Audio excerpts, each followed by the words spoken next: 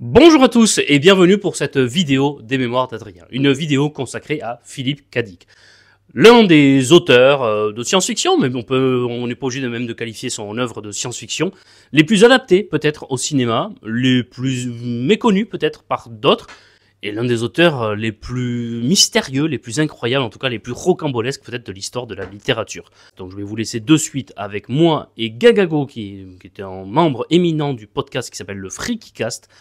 Nous avons pendant plus d'une heure, presque une heure et demie, évoqué la vie de Philippe Cadic, ses œuvres principales, ses adaptations principales au cinéma, et puis on a fait un petit focus sur quelques livres, un film, et également quelques conseils lecture de Gagago. Philippe Cadic, sa vie, son œuvre, c'est tout de suite avec l'art des livres. Au revoir. Bienvenue pour ce nouvel épisode de l'art des livres. Nouvel épisode dans lequel on va apporter un auteur dont je n'ai encore jamais parlé dans ce podcast. C'est un peu la mode en ce moment parce que récemment j'ai parlé de Stephen King et puis aujourd'hui je vais parler encore d'un auteur avec justement la personne qui anime l'émission du FreakyCast avec Roland, qui était notre épisode, notre invité sur Stephen King. Et bien cette fois-ci j'ai l'honneur de recevoir Gagago du FreakyCast avec lequel on va parler de Philippe Cadic aujourd'hui. Gagago, bonjour et merci beaucoup d'avoir accepté l'invitation dans l'art des livres. Bonjour Adrien, merci beaucoup pour ton invitation. Je suis vraiment flatté de participer à ton émission. Eh bien, plaisir partagé. Alors, avec ton acolyte, on avait eu un petit débat sur la prononciation de Stephen King. Donc, on s'était entendu pour dire Stéphane à la française pour éviter de pas trop froisser les gens. Là, il y a pas de sujet. Là, c'est bien Philippe Cadic. Là, on va pas se tromper. On est sûr, c'est bon. Bref, Philippe Kindred Dick. Oui, bien sûr. Moi, je l'appelle Phil. D'accord. C'est plus simple. Moi, j'ai l'habitude de dire Philippe Cadic. Je sais pas, c'est devenu. Ouais, mais Philippe Cadic, c'est comme ça que je dis aussi habituellement. Ouais, ah d'accord. Bon, alors on va continuer. Mais après, dans les bonnes habitudes. Je suis pas un pro de la prononciation. Donc. Est-ce que tu veux compléter, mais peut-être que tu l'avais pas écouté, ton acolyte Roland qui avait présenté votre émission du FreakyCast, il l'avait quand même plutôt bien fait. Est-ce que tu veux en parler en plus ou ça va, ça suffit comment il l'avait présenté? Je vous renvoie à l'épisode sur Stephen King pour écouter. Oui, en fait, oui, j'anime avec Roland une émission qui s'appelle le FreakyCast où on choisit un thème et on l'aborde dans la pop culture, comme il a dû vous le dire à la précédente émission. Oui. C'est une émission où on aime bien un peu les œuvres un petit peu obscures, donc on essaie toujours de trouver des œuvres pas trop courantes pour aborder un thème, et on y aborde littérature, cinéma, et manga, bande dessinée, voilà, tout ce qui est autour de la pop culture. Et j'étais venu chez vous pour parler des Romains dans la pop culture. Oui, tout à fait, une super émission sur les Romains, ouais, tout à fait, où on t'a fait participer à un quiz et tu t'en es plutôt bien sorti. J'invite tes auditeurs à écouter cet épisode s'ils veulent savoir comment tu t'en sors justement quand c'est les autres qui posent des questions. Oui, et d'ailleurs je crois pas que j'avais une seule mauvaise réponse, donc effectivement, oui, je me souviens que dans ce cours... sur mon film sur la chute de l'Empire romain, je sais pas si tu te rappelles. Oui, effectivement. Les auditeurs écouteront. Oui, et sur Messaline aussi, que tu connaissais pas. Non, effectivement, oui. Non, mais il y en avait eu une ou deux. Alors, je suis ravi vraiment de t'accueillir, comme je t'ai dit, on en a parlé plusieurs fois en privé de Philippe Cadic, et c'est un épisode qui nous tient à cœur tous les deux, parce que alors toi, plus que moi, tu l'as plus lu que moi, mais moi, c'est vrai que c'est un auteur qui me fascine. On aura l'occasion de revenir sur sa bio, qui est assez incroyable aussi, et plusieurs romans, films qui ont été l'adaptation de ces romans aussi. Donc on va quand même parler de plusieurs œuvres de Philippe Cadic dans cet épisode. D'abord, première question, on va peut-être parler de sa vie, sur laquelle il va falloir qu'on s'appuie parce que c'est important pour expliquer son œuvre, là pour le coup. Oui, tout à fait. Toi, Gagago, quel est ton rapport avec Philippe Cadic? Je veux dire, comment tu l'as découvert et est-ce que c'est un auteur qui est important dans ta carrière de lecteur? Alors oui, complètement. Philippe Cadic, c'est un auteur que j'ai découvert adolescent. Alors moi, j'ai découvert à travers ma famille, tout simplement, parce que mes parents avaient lu du Philippe Cadic, mes grands-parents, mon grand-père également, qui était un grand fan de science-fiction. Et moi, je lisais pas mal de SF assez classiques à cette époque-là, et on me disait toujours... Ah mais Philippe Cadic, c'est compliqué, tu comprendras pas, voilà quoi. C'était un petit peu le truc, le roman de science-fiction ultime, un petit peu le Graal de la science-fiction, dans lequel j'osais pas me lancer. Et le premier que j'ai lu, on en parlera sûrement après, mais c'était Ubik, comme beaucoup, et j'avais adoré. Et après j'ai lu beaucoup de Dick sur cette période-là.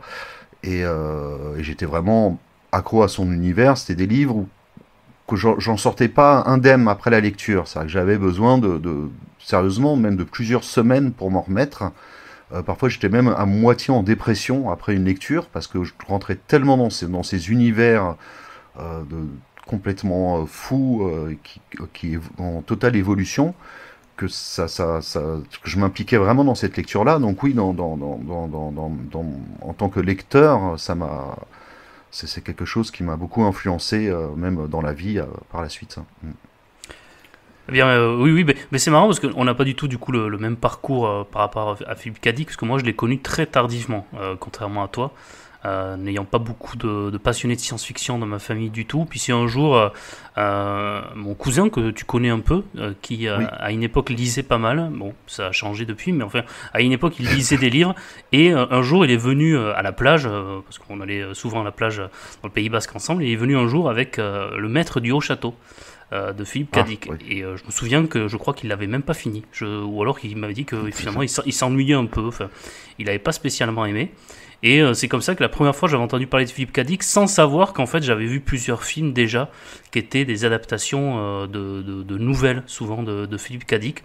Et donc bien des années plus tard, je me suis mis à essayer Le Maître du Haut-Château.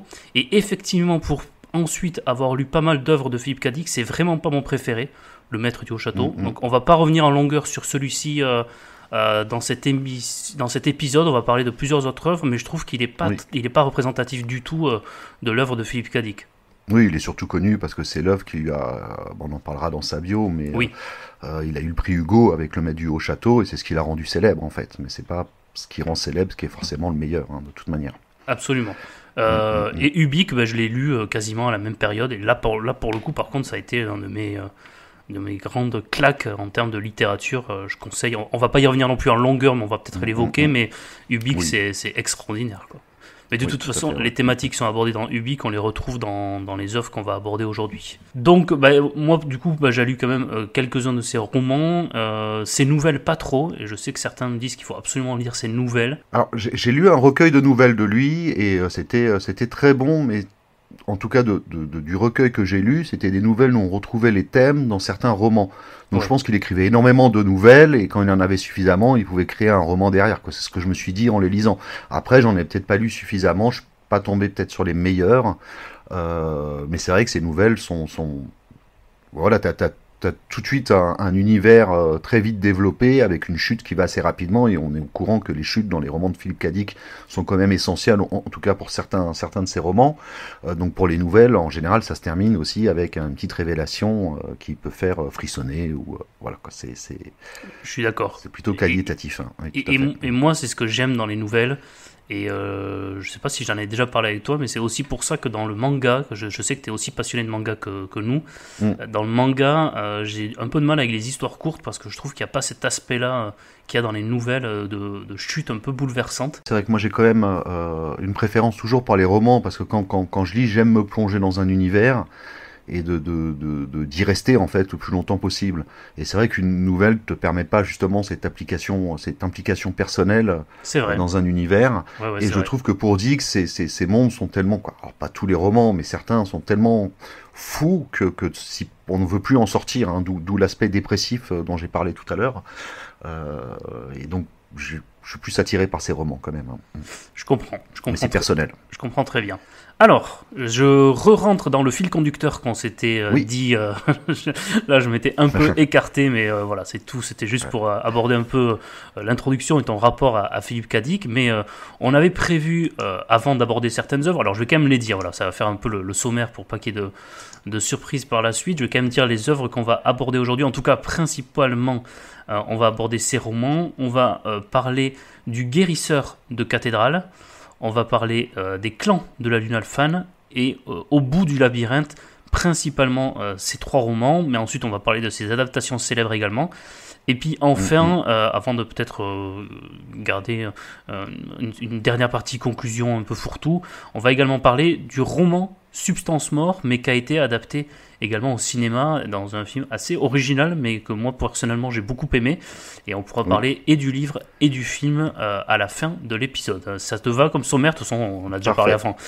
Donc, allez, c'est parti pour une biographie, parce qu'elle est vraiment importante.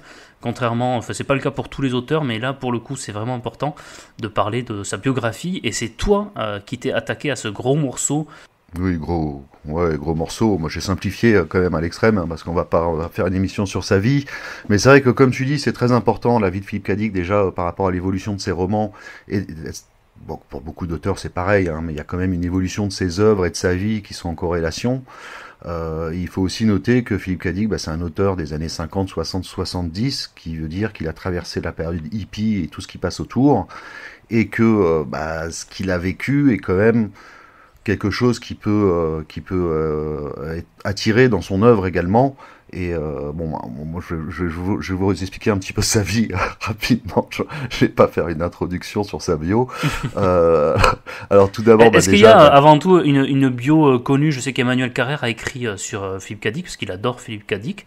Il en a écrit une longue biographie, mais est-ce qu'il y a sinon une biographie un peu des références? Est-ce que tu le sais, ça? Il y a eu plusieurs biographies sur Philippe Cadic, mais je sais que j'en avais lu une en partie à l'époque, mais je sais plus du tout laquelle. Alors, il y en a une qui est classique, c'est de Laurence Sutin, je vois là, qui s'appelle Invasion Divine. Il y a pas mal de choses qui ont été écrites sur ce personnage. D'accord, ok. Il y a eu beaucoup de choses, c'est quand même un monument de la science-fiction, cet auteur. Oui. On va reprendre sa vie depuis le début, depuis sa naissance. Donc Philippe Cadic, donc Philippe, il est né en 1928 à Chicago. Et on va dire, alors sa naissance elle est quand même importante parce que c'est un petit peu sa première épreuve dans la vie. En fait, il est né jumeau. Il avait une sœur jumelle au nom de Jeanne Charlotte, qui est malheureusement décédée au bout d'1 mois et demi après sa naissance. En fait, la maman n'avait pas assez de lait pour nourrir les 2 enfants, et sa sœur jumelle, donc vraie jumelle, est décédée. Donc c'est quelque chose, bien sûr, un décès d'un proche, ça marque un enfant à vie.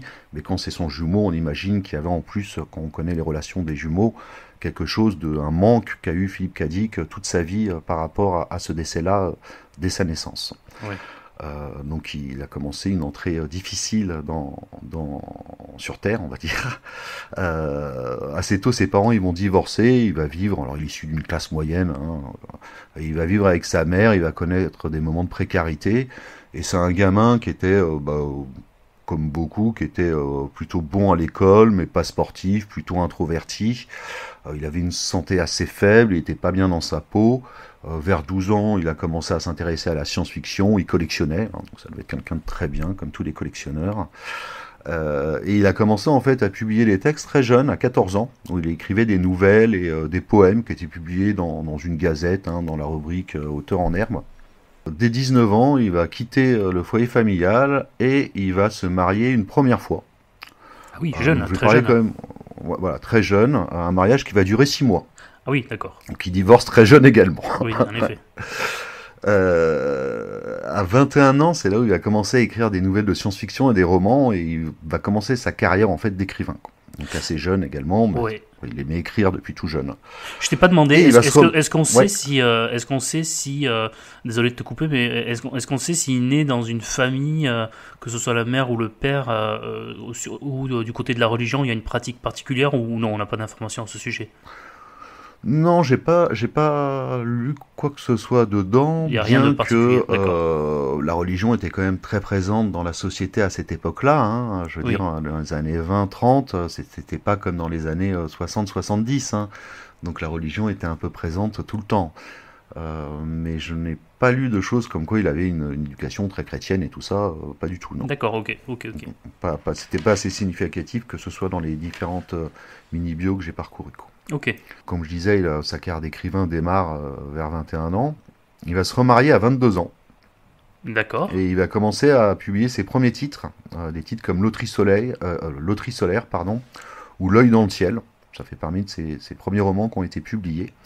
Et c'est également cette période où il va commencer à prendre plein de médocs. Alors, il faut savoir que Philippe Cadic est quand même connu pour être un auteur qui marchait aux amphétamines. Alors la raison qui est donnée, c'est que il aimait écrire la nuit pour tenir le rythme soutenu. Il prenait des amphétamines pour pas dormir et il écrivait toute la nuit comme ça. Ah oui. Donc, les amphétamines, pour ceux qui se connaissent pas, c'est quelque chose, c'est un excitant, c'est quelque chose qui empêche de dormir. Ouais. Et bien entendu, quand on dort pas pendant longtemps, on a le cerveau qui fonctionne beaucoup et on est entre les rêves et la réalité. C'est considéré comme une drogue quand même assez forte, mais qui est quand même beaucoup plus courant à cette époque.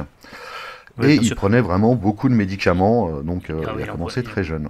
Balzac, c'était le café, lui, pour pouvoir écrire la nuit. Il buvait plusieurs carafes de café la nuit pour pouvoir Ouais, mais c'est écrire. moins malsain que prendre des amphétamines. Bien sûr. Il prenait aussi d'autres médocs. Il Hein, est il prenait mort plein de jeune trucs, pour hein. autant, et je pense qu'il est mort en partie de ça. Je pense que ça lui a attaqué quand même l'estomac. Hein. Ouais, le cerveau aussi, parce qu'il paraît qu'il commençait déjà à être parano à cet âge-là, quoi. C'est-à-dire que les amphétamines, ça rend complètement parano. Là, quand on dort pas, on entend des bruits, son cerveau va très vite.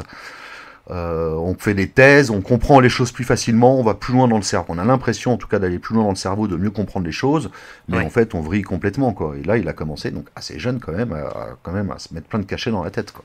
Donc là, il a 22 ans quand il fait ça. Quand il commence, voilà. Quand il commence, Ouais, et c'est ça jeune, va oui, durer, effectivement. voilà, jusqu'à ses 30 ans, hein, jusqu'à 1958, où il va encore.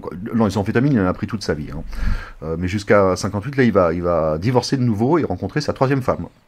Donc là, il a quel âge 30 ans, 30 ans. 58. Ouais, 30 ans. Ah, Ouais. ah oui, quand même. Et sa troisième épouse qui s'appelle Anne William Rubinstein. Et c'est avec elle qu'il va fonder sa première famille. Il va avoir, je crois, une fille ou un garçon, je sais plus quoi. Et c'est à partir de cette période également que Phil va commencer à parcourir un ouvrage qui est quand même très significatif dans ses œuvres, surtout les œuvres qu'il a publiées après. C'est le Yiking. Alors, tu sais ce que c'est le Yiking, Adrien? Absolument pas. Ah, alors, le Yiking, en fait, qui s'appelle également le livre des mutations, c'est un livre de divination chinoise. Alors, c'est quelque chose, c'est un bouquin qui est super oui. important, qui a été publié dans le premier millénaire en Chine, hein, bien entendu, et qui est vraiment le fondement, je crois, du taoïsme. Hein, je veux dire, c'est vraiment un livre qui était très utilisé là-bas, et qui te permet de prédire l'avenir, en fait. Et on le retrouve dans plusieurs de ses livres. Tout à fait. Et il on en retrouve- parle. Non, mais en fait, j'en ai déjà entendu parler, Gagago. Ah bah c'est connu, le Yiking, quand même. Non, mais j'en ai déjà entendu parler là, en préparant l'émission. Parce que ça me disait quelque chose quand même. Il en parle dans sa préface de Au bout du labyrinthe, dont on va parler après. D'accord. Il ouais, dit les réponses aux questions posées au Tench dérivent du Yiking, le livre des transformations chinoises. Donc tu as raison. ouais, bah Et voilà, c'est là que j'en ai entendu ouais. parler ce matin en relisant la préface. D'accord, ok. Quoi. Ouais, parce qu'il en parle, et d'ailleurs, c'est tout l'aspect avec la divination, avec la connaissance du futur et ces possibilités-là, bah, en fait, il utilisait le Yiking. Alors, il faut savoir que le Yiking, en fait, c'est un bouquin, alors je crois qu'il y a une manière de tirer l'avenir avec des symboles et des machins, mais ça renvoie à du texte, c'est un gros pavé, hein, le Yiking, en tout cas, la traduction la plus célèbre est un gros pavé, et chaque texte, en fait, te permet d'interpréter. Qu'en fait, tu te poses une question et en lisant le texte, tu vas trouver une orientation à la question que tu te posais. Mais ça peut répondre à chaque texte peut répondre à différentes questions de la manière dont on l'interprète. Donc il y a vraiment de l'interprétation dans le Yiking. Et ce qui est très intéressant d'ailleurs, c'est qu'à cette époque-là, il y avait plein de traductions différentes du Yiking, et en fonction des traductions que tu disais, le texte était traduit différemment, et il pouvait te donner une interprétation complètement différente en fonction de l'édition que tu avais, si tu vois ce que je veux dire. Oui, bien sûr, oui. Parce que c'est traduit du chinois ancien et tout ça, et pour le traduire en anglais ou même en français, c'est compliqué. Alors je sais que par la suite, il y a une édition où la traduction est énormément travaillée, ou qui est le plus fidèle possible, mais moi je sais que j'ai vu dans des bibliothèques plein d'éditions du Yiking de toutes tailles différentes qui disaient tout et n'importe quoi, et c'est quelque chose, retiens justement ce que je viens de te dire par rapport...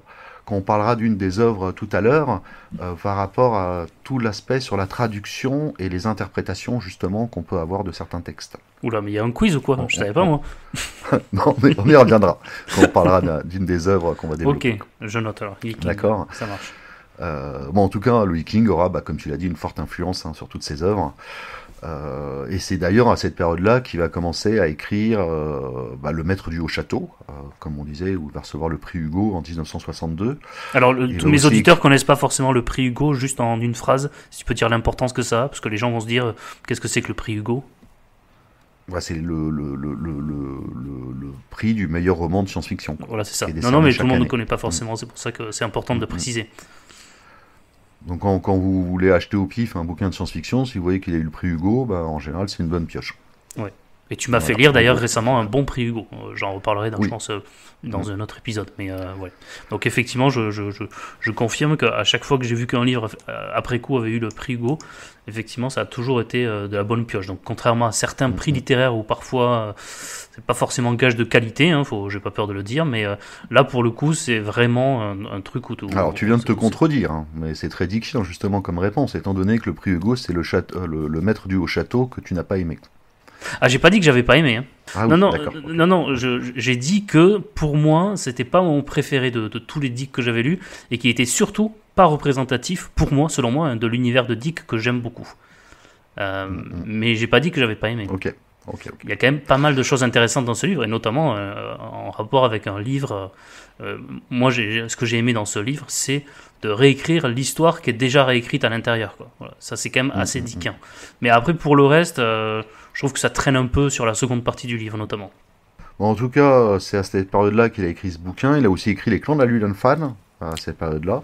Oui, Et on en aussi parlera. Glissement de temps sur Mars. Glissement de temps sur Mars, c'est un bouquin qui a pas eu beaucoup de succès, mais c'est justement quand je l'ai fini, en fait, il décrit un personnage qui est dans une autre temporalité. Enfin, il va sur Mars, et Mars a une autre temporalité que sur Terre.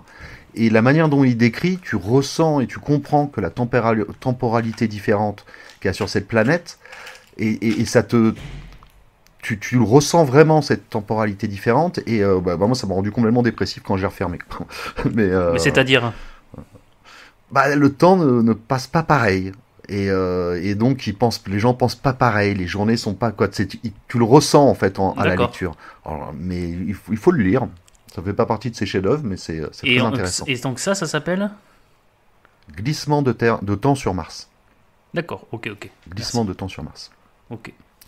Bon alors pendant toute cette période, bien sûr, il continue de s'empiffrer d'amphétamine. Hein, c'est le propre de Dick, hein, et de plein d'autres médocs. Et bien sûr, il va avoir une relation de plus en plus conflictuelle avec sa femme. Il va divorcer de nouveau. Quoi. Ah ouais, quand même. Donc on arrive c'est quoi Ça le fait troisième trois divorce, divorces hein. là. Ouais, ouais, je compte Ouais, tout voilà. à l'heure. Et après, dès 1965, en fait, il va rencontrer Nancy, la personne qui deviendra sa quatrième femme. Attends, Donc, il aura 65, été alors marié il quatre a, fois, il a quoi. 37 ans, quoi. Ouais. À 37 ans, il est à son quatrième mariage, ouais, quand même. Ah, c'est une autre époque, hein. Et en fait, c'est à cette période-là, avec Nancy, il va avoir une petite traversée du désert. Il va pas écrire pendant quelques années. Il va se lancer. C'est là où il commence vraiment à se lancer dans les spéculations théologiques. Hein. Il va avoir un ami évêque avec qui il va beaucoup discuter. Il va faire aussi des expériences au LSD, expériences qu'il va relater dans Au bout du labyrinthe, justement. Mais il continuera toujours de prendre ses amphétamines. Et il se remet difficilement à l'écriture à ce moment-là, avec justement en 1969, avec le roman Les Guérisseurs de cathédrale, dont on va parler tout à l'heure. Oui. Et il va enchaîner après avec son chef-d'œuvre Ubik, dont tu as parlé au début, et Au bout du labyrinthe en 1970, qu'on va aborder également tout à l'heure. Et il finira de nouveau par divorcer. Pour se remarier ou définitivement? Alors non, là après en fait dit qu'il va rentrer dans une pente un peu plus sombre, hein. C'est les années 70. Alors apparemment il vivait dans sa maison et c'était une maison qui était tout le temps ouverte. Oui. Et il y avait des bikers, des hippies qui venaient, il paraît qu'il y avait de la drogue à gogo. Lui il se vantait de prendre 1000 cachets par semaine. Wow. Il était complètement allumé. 1000 cachets par semaine. Ouais, quoi, c'est ce qu'il disait, hein, mais je me souviens d'un interview que j'avais vu, c'était un mec qu'il avait rencontré, où il disait qu'il était habillé en blanc, style un messie, et il faisait un interview, il avait sur la table une boîte avec plein de médocs, et il passait son temps à bouffer des cachets, quoi, tu vois. Ah ouais, ouais. Il était complètement addict au médoc. Ouais, ouais. Moi, en tout cas, là, sa maison, il faisait la fête, il se défonçait, il faisait régulièrement des séjours en psychiatrie. Et d'ailleurs, c'est sur cette période-là que fera la référence au livre Substance Mort, dont on va parler également tout à l'heure. En fait, un jour, en fait, il va quand même rentrer dans sa maison, il va voir qu'elle a été, je crois, cambriolée ou que la porte a été forcée et tout ça. Il va faire un délire de parano total. Il va partir vivre à Vancouver. Là, il va enchaîner des maladies, des tentatives de suicide même, hein, des séjours en sorte de désintoxication. Donc voilà, il est bien atteint. Il va commencer à faire des expériences parapsychiques assez fortes, hein, avec des visions, des prémonitions qui s'avéra d'ailleurs être exactes. Hein. Il va découvrir la maladie de son fils, il relate ça dans un autre roman, Shiva. Il va devenir de plus en plus mystique et devenir une sorte, un petit peu un messie allumé. Hein. Ça va être vraiment un mec un petit peu perché, complètement perché, on pourrait même dire. Alors, j'ai entendu dire qu'il était venu à une conférence de science-fiction à Metz, en France, où tout le monde l'attendait comme quoi il allait parler et développer la science-fiction et donner toutes ses théories d'écrivain et tout ça. Et il paraît qu'il a fait un discours plutôt mystique et que tout le monde était resté bouche bée en disant mais qu'est-ce qu'il raconte, c'est n'importe quoi. Et il était bien allumé. En tout cas, c'est cette période où il va commencer à écrire. Alors, l'exégèse, je ne sais pas si je prononce bien, l'exégèse. Oui. En fait, Oui. c'est un bouquin, alors je l'ai pas du tout lu, je ne sais même pas s'il est traduit en entier en français, mais en tout cas, c'est un texte de 8000 pages qu'il a écrit sur de nombreuses années où il a parlé de toutes ses expériences religieuses et de toutes ses théories. C'est dingue. C'est-à-dire que Ouais, il écrit sur quoi exactement? Sur lui et la religion? ouais, sur lui, sur ses expériences. En fait, il a eu beaucoup d'expériences mystiques, des visions, des choses. Il faut savoir que dans le bouquin Shiva, qui fait partie des trois derniers, hein, qu'il a écrit Ouais. en tant que roman, dans Shiva, en fait, c'est plutôt autobiographique. Et il explique que avec la drogue et tout ça, il a eu d'autres perceptions. Ouais. Et alors, j'ai plus du tout en tête, mais il dit que en fait, que ce soit les fantômes, Dieu ou les extraterrestres, c'est une même entité qui représente le surnaturel qui est autour de nous et qu'on peut rentrer en relation avec cette entité-là et découvrir des choses, savoir son avenir, savoir voilà, savoir plein de choses, être omniscient et devenir une partie de Dieu, quoi. C'est-à-dire qu'il rentre dans un délire assez poussé quand même. Hein. Alors, Je savais bon, pas du tout ça, ce livre, Exégèse. Et c'est ouais, marrant mais parce j'ai que appris ça il y a Emmanuel quelques semaines. Carrère, l'un de ses livres dans le Royaume, il raconte comment pendant 2-3 années de sa vie, il s'est mis à écrire tous les jours sur les évangiles et à commenter la Bible, alors qu'il n'est pas trop pratiquant à la base, Emmanuel Carrère. Mais en fait, maintenant, je comprends, quoi. Il a quand même pas mal beaucoup été influencé par Philippe Cadic, quoi. Encore plus que je ne Ah ouais. l'imaginais. Ouais, parce qu'il raconte Ouais. ça et ça donne un livre assez bizarre, quand même, Le Royaume, mais qui est quand même pas mal dans sa biographie à Emmanuel Carrère, où il raconte vraiment que pendant 2 ans de sa vie, il était que dans la religion, et il Ah ouais. écrivait tous les jours sur les évangiles. Ce qui est assez particulier, mais en fait, il a encore fait plus, quoi. Philippe Cadic, ouais. Ouais, il marchait je le rappelle encore une fois, il marchait aux amphétamines et c'est pas rien, quoi. Je veux dire, c'est un stimulant du cerveau, Ouais. stimulant cérébral, hein. Je veux dire, c'est des choses qui ont été inventées pour les soldats à la base et compagnie. Oui. Il finira par s'éteindre suite à un accident cardiovasculaire à 53 ans, en 1982. Il est décédé quelques jours justement avant la sortie de la première adaptation de ses œuvres, la sortie de Blade Runner. D'accord, ah oui, donc Ouais, 53 ouais. ans. Ouais. Ben, à peu près au même âge que Balzac, tu vois, finalement, c'était pas si bête de les Mm, comparer tout à l'heure. mm, Donc, mm, mm. mais oui, bah après, ça, du coup, ça se comprend un peu, quoi, vu son rythme de vie et son traitement Ouais, tout à fait, ouais, d'amphétamine. ouais. Mais et on ne sait pas du tout pourquoi il a commencé à se droguer. Ça peut pas être juste l'explication pour écrire la nuit, quoi. Je pense qu'il y avait. Alors de ce que j'ai lu, c'était aussi par rapport à sa femme, je crois qu'il supportait pas. Alors il supportait pas de voir sa femme tout le temps, qui avait un meilleur boulot que lui et gagnait mieux la vie que lui, donc Ah oui, ça le rendait d'accord. pas bien. Donc il a dû avoir un docteur qui lui a, j'imagine, c'est de la spéculation ce que je dis, hein, qui lui a fait une ordonnance un jour et il a vu qu'il pouvait écrire la nuit, comme ça il voyait pas sa nana mais pour pouvoir tenir, fallait en prendre de plus en plus. Et après c'est l'époque aussi, il faut pas oublier, hein, c'est l'époque hippie. Les gens, c'était pas du tout la même approche par rapport à la drogue. C'était beaucoup plus courant. Comme je disais, sa maison elle était ouverte et tout ça. C'était des cas classiques. Hein. Oui, d'accord, ouais. C'était Ouais, vraiment je une comprends. autre époque. Hein. Il avait plein de femmes et d'ailleurs après, bon, je crois pas qu'il s'est remarié, mais il s'est mis avec d'autres nanas. Il paraît qu'il était même un petit peu relou. Hein. Souvent, c'était des filles beaucoup plus jeunes que lui. Voilà, c'était un petit peu un prophète, le mec aussi à la fin. Hein. Il devait avoir pas des disciples, mais plein de gens qui le suivaient, qui l'écoutaient. Euh, Donc, donc il décède, tu le dis, en 82, c'est ça, hein? en 1982, ouais, ouais. Et donc là, bon, là, j'ai parlé uniquement des bouquins de science-fiction qu'il avait écrits, mais il Oui. faut savoir qu'il n'a pas écrit que de la SF. Hein. Il a écrit, par exemple, Confession d'un barjo également. Ah oui, c'est ce que j'allais te Il a demander. écrit assez tôt, mais il a été publié tard. Et d'autres romans sont pas de science-fiction, mais qui ont été publiés uniquement à titre posthume, Ah que j'ai d'accord. pas lu. de toute manière. Et parce que les éditeurs n'en voulaient pas quand il est de son vivant, je sais pas.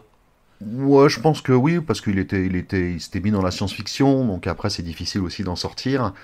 Tu t'es quand même catégorisé, surtout à cette époque-là, hein, quand Oui, oui. faut pouvoir être publié, et quand t'es mis en auteur de science-fiction, tu restes longtemps. Et après, il était doué dans la science-fiction aussi, hein, parce que ça sortait également. Alors, je sais pas s'il sortait mais en général, c'était en tout cas en France, c'était déjà comme ça à l'époque. Tu t'étais publié au début dans des journaux de prépublication pour la science-fiction. Hein. Les nouvelles, c'était des petites revues. Et même les romans, je sais qu'en France, tu avais les deux journaux Fiction et Galaxy qui publiaient des nouvelles et des romans. Et les romans étaient sérialisés. C'est-à-dire qu'ils étaient sur 5-6 volumes. Il fallait avoir 5-6 romans pour avoir le roman en entier de Philippe Cadic ou d'un autre auteur connu de l'époque. Donc j'imagine qu'on a copié le modèle américain et qu'aux États-Unis, c'était la même chose, quoi. J'imagine. Ouais, alors, on a fait un peu le tour là de la biographie. Est-ce qu'on aborde ces grandes thématiques ou est-ce que finalement on va le faire à travers ses œuvres? Qu'est-ce que tu en penses? Là, je réfléchis à voix haute avec toi. Les grandes thématiques, c'est quoi? C'est un monde déstructuré. C'est la folie, la paranoïa, la drogue. Moi, j'ai noté la religion aussi. La religion, Dieu. Voilà, le mysticisme. Le destin, la fatalité. Ouais. Dans une de ses œuvres, quand même, on y reviendra après, mais il y a quand même. Ouais.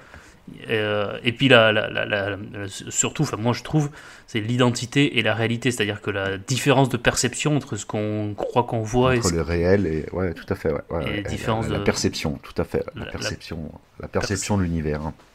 Et de soi-même. Tu lis encore de la science-fiction, toi, Gagago, dans la littérature d'aujourd'hui, ou même autre que. Enfin, en tout cas, des auteurs postérieurs à Philippe Cadic, t'en lis?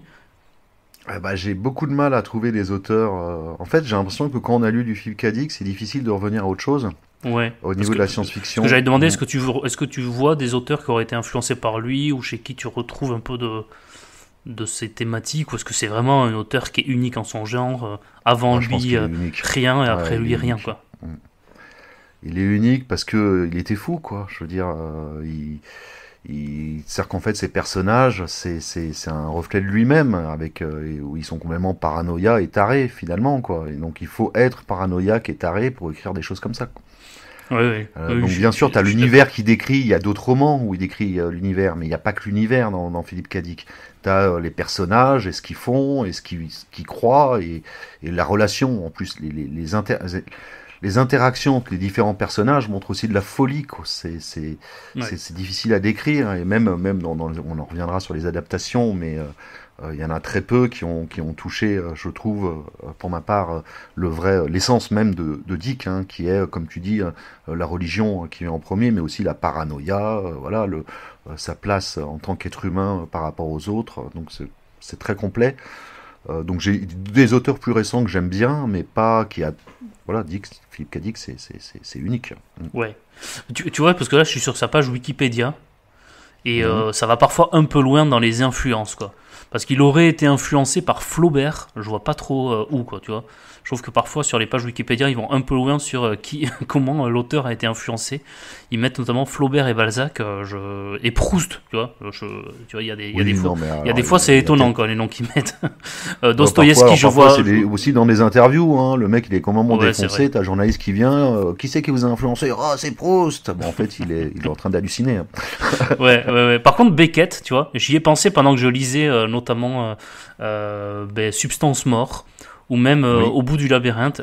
J'ai pensé à Beckett, et ils le mettent. Alors là, pour le coup, je suis d'accord. Je trouve qu'il y a pas mal de Samuel Beckett et de ses œuvres un peu absurdes, ses dialogues complètement dingues, notamment dans Fin de partie, qu'on retrouve un peu chez... Et c'est à peu près la même époque aussi. Donc il a dû lire Beckett dans sa vie, je pense.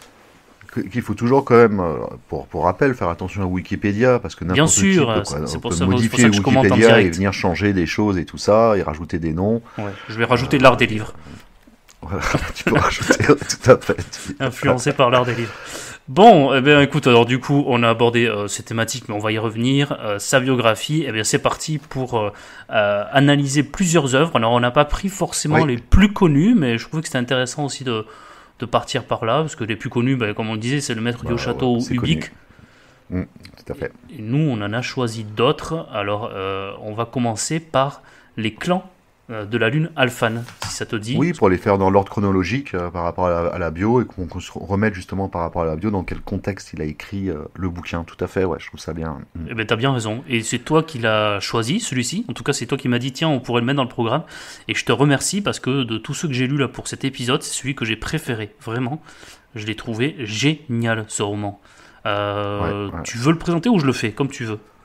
On va le faire à deux, mais je te laisse peut-être, Ouais. tu l'as lu plus récemment que moi, Ouais, faire je l'ai lu, là. le résumé et après on pourra plus le détailler ensemble. Ça marche. Alors, donc on l'a dit, il a été écrit en 1964. Donc 1964, il a quand même, si on fait les calculs, 36 ans, quoi. Donc à 36 ans, il écrit Les clans de la lune Alphan, ou en anglais Clans of the Alphan Moon, mais on va le dire en français évidemment. Donc, ça suit l'histoire de Chuck, qui est un pauvre type. Il travaille pour la CIA. Et il est programmeur de Sims, c'est-à-dire c'est des simulacres, des faux humains électroniques. Est-ce que ça vient de là d'ailleurs l'appellation pour le jeu vidéo Sims? Tu sais pas?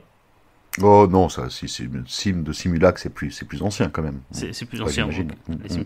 Ok. Et il est, et ça on le retrouve dans plusieurs de ses livres, il est terrorisé par son ex-femme, qui est psychiatre, qui s'appelle Marie, et qui en fait n'est plus avec lui, mais en fait qui le harcèle pour qu'il essaye de trouver un travail pour lequel il gagnerait plus d'argent pour lui payer une pension alimentaire et à elle et aux enfants, et qu'elle puisse avoir un train de vie plus convenable. Et notamment elle veut faire une mission, on en reparlera, mais une mission entre guillemets humanitaire, bénévole, et on y reviendra après. Mais donc du coup pour ça elle veut qu'il ait un vrai travail, et donc il se laisse engager comme scénariste d'un célèbre comique de télévision qui s'appelle Bunny Ant-Man.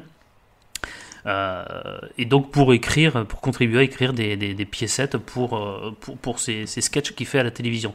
D'ailleurs, il y a une petite référence à la drogue quand même dans ce livre, parce que pour satisfaire à ses deux emplois, il se sent au bout d'un moment obligé de consommer des drogues anti-sommeil illicites.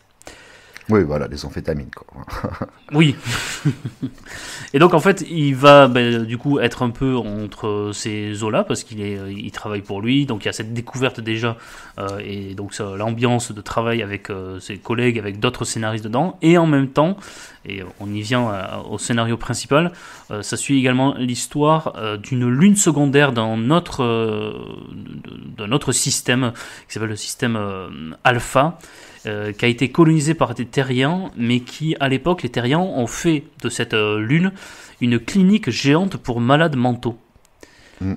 Et sauf qu'il y a eu une guerre entre les habitants d'Alpha et les terriens, et ça a entraîné la fuite du personnel médical. Ce qui fait que les malades mentaux, ils ont fini par habiter seuls cette planète, cette lune. Et ils se sont d'ailleurs ensuite divisés en différents clans selon le type de maladie qu'ils ont, et ils ont réussi plus ou moins à vivre de manière équilibrée cette planète. Donc on a par exemple les Manses qui sont des maniaques, on a les Pars qui s'entourent de systèmes de sécurité destructeurs, on a aussi les Eb. Paranoïaques, les Pars. Ouais. Les Pars, c'est les paranoïaques. Hein. Les Eb, et on en a plusieurs autres, je vais peut-être pas faire toute la liste, mais si, tu peux, les Manses aussi. Pas tant que ça. Les cheese, les schizophrènes, les polices, les deps aussi, polymorphes, les deps, les dépressifs, et les obcoms, les obsessifs. Et on l'a dit, les polices? Oui, je l'ai dit juste avant. Ok, c'est parfait. Donc effectivement, donc voilà, on a donc différents types de maladies qui font qu'ils se divisent en plusieurs clans, d'où le titre, les clans de la lune Alphan. Et la Terre veut en fait restaurer de nouveau son autorité sur cette ligne. Donc elle envoie une mission avec la psychiatre, donc Marie, l'ex-femme de Chuck. Et l'idée, c'est de nouveau les soigner et en fait de reprendre un peu d'autorité sur cette lune. Mais en même temps, il y a les habitants de Alpha qui eux aussi ont des vues sur cette planète et qui veulent en gros restaurer leur souveraineté sur tout le système. Et donc, ce qu'il y a, c'est qu'on apprend, alors je sais pas si c'est trop révélé, mais quand même c'est important de l'apprendre, on apprend que le fameux Bunny Ant-Man, le comique, dont on parlait au début, qui a engagé Chuck, est en fait un espion, un agent au solde des habitants de Alpha. et pour essayer en gros de faire en sorte de restaurer leur autorité, de récupérer leur autorité sur la lune Alphan. Et donc en fait il va y avoir un entraînement à la fois de ces péripéties privées à ce Chuck, et en même temps il va être mêlé à cette grande guerre politique, géopolitique, scientifique, ce qui fait que lui aussi va essayer, parce qu'on l'apprend également très vite dans le livre, c'est que lui il aimerait assassiner, on sait pas pourquoi trop, mais enfin on se doute vu comment elle le maltraite, mais il veut assassiner son ex-femme, et pour ça il va se servir d'un sim qui va être intégré dans la mission de la psychiatre. Donc voilà, c'est un peu compliqué, mais en même temps c'est l'œuvre de Philippe K. Dick, donc c'est pas forcément facile à résumer les œuvres de Philippe K. Dick, mais en gros c'est ça, c'est à la fois lui auprès donc de Barry, comment il s'appelle déjà, je l'ai ici, Bunny Huntman, et en même temps cette mission sur cette lune, et puis comment tout ça va être entremêlé dans des luttes. Voilà, qu'est-ce que tu veux rajouter pour le résumé, ou est-ce que ça te va? Oui, il faut noter quand même, donc, que quand même l'action se passe principalement sur la Lune et au sein des clans. Et ce qui est super important, c'est que ces différents clans, donc qui sont en fait les malades qui sont regroupés entre eux, forment un équilibre qui permet de faire fonctionner la société. Chacun a sa tâche, en fait, chaque clan a sa propre tâche. Alors je sais plus lesquels qui sont les administratifs là, c'est pas les schizophrènes ou ouais, je sais plus exactement, peut-être. je sais plus quoi, ou voilà, en fonction de leur maladie, ils peuvent mieux réussir une tâche. Donc t'en as qui sont à l'administration, t'en as qui sont plus ci, plus ça, et t'as ceux qui sont complètement out là, c'est un peu ceux qui communiquent avec Dieu et tout ça, et le tout forme un équilibre. Et ça c'est génial, quoi. Parce qu'ils se détestent sinon à la base. Ils se détestent, oui, mais en fait c'est une copie de la réalité sur Terre, avec les différentes, entre guillemets, castes, mais entre les différents groupes sociaux, on va dire, qui sont regroupés, mais chaque groupe social, en fait, est une maladie chronique dégénératrice, quoi. Oui, exactement. Alors, qu'est-ce que tu en as pensé, toi, de ce roman Je te l'ai conseillé parce que j'avais adoré ce roman-là à l'époque. Alors, je l'ai pas relu récemment, mais c'est un bouquin qui m'avait vraiment... J'avais trouvé ça génial, tout ce rapport justement avec les clans, avec les maladies et tout ça. Qui est pas dans les plus connus de Philippe K. Dick justement, mais qui est pour moi dans les meilleurs. Absolument. Enfin, moi j'ai vraiment adoré, ouais. Et ça rentre pas trop dans ses délires drogue et tout ça, mais t'as toute la relation avec sa nana, avec son ex-femme qui est excellente. Et oui, comme je disais, ce truc de la réalité qui est transposée avec des gens malades en fait, et qui diraient qu'on est tous fous. En fait, c'est un livre sur la folie et sur le fait que tout le monde est fou et que ça fonctionne quand même bien comme ça, mais que voilà quoi, et j'ai beaucoup aimé aussi le côté de ce clan. Alors je sais plus quelle maladie, celui que j'ai dit tout à l'heure, de ceux qui sont finalement qui ne pensent plus, mais que le fait de plus penser, ça les rapproche de Dieu et de la vérité en fait. Et donc le fait de s'abandonner à tout et de n'être plus rien rapproche de tout. Voilà, donc il y a un message mystique dedans que j'avais adoré, quoi. Et moi, ce que j'ai aimé, c'est que, en fait, Philippe K. Dick, oui, on va dire que c'est un auteur de science-fiction, mais on découvre à travers ce livre que c'est pas de la science-fiction, juste, allez, on va découvrir d'autres planètes, on découvre d'autres univers, et c'est la guerre entre eux. En fait, pas du tout, c'est vraiment, pas du tout. Je trouve, hyper réaliste. Contrairement à ce qu'on... Alors, réaliste dans le sens où il y a plein de sujets contemporains et c'est hyper percutant en fait. Déjà, rien que il représente également un peu l'aliénation par le travail aussi. Et ça, dans une société américaine capitaliste où le travail avait une valeur hyper importante, j'imagine que c'était percutant à l'époque parce que obligé de travailler, d'avoir 2 emplois pour pouvoir avoir un train de vie suffisant, obligé même de se droguer pour pouvoir assurer ces 2 emplois, c'est déjà des thématiques importantes. Oui, il y a plein de niveaux de lecture, plein de thématiques qui renvoient à plein de choses, même dans la personnalité des personnages. Alors je sais plus trop, mais je crois que le héros il est assez parano. Ça renvoie aussi à toute la paranoïa. C'est l'époque du macartisme, hein, quand il a publié ses romans, donc il y avait quand même une certaine paranoïa au sein de la société américaine, et je trouve que tout ce sentiment-là se reflète dans pas mal de ses œuvres justement.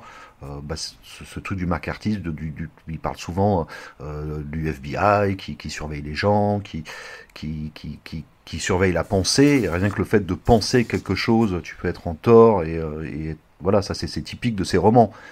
D'ailleurs, on les retrouve dans les films comme Minority Report, que la pensée uniquement peut amener justement à se faire arrêter et à se faire exclure. Donc voilà, c'est quand même assez puissant comme roman. Tout à fait. Et il y a aussi la notion de qu'est-ce que c'est qu'être normal aussi, qui est abordé dans ce livre. Et il le fait souvent, ça aussi, Philippe Cadic. C'est-à-dire que, ouais, il y a ces malades qui sont considérés comme des malades mentaux.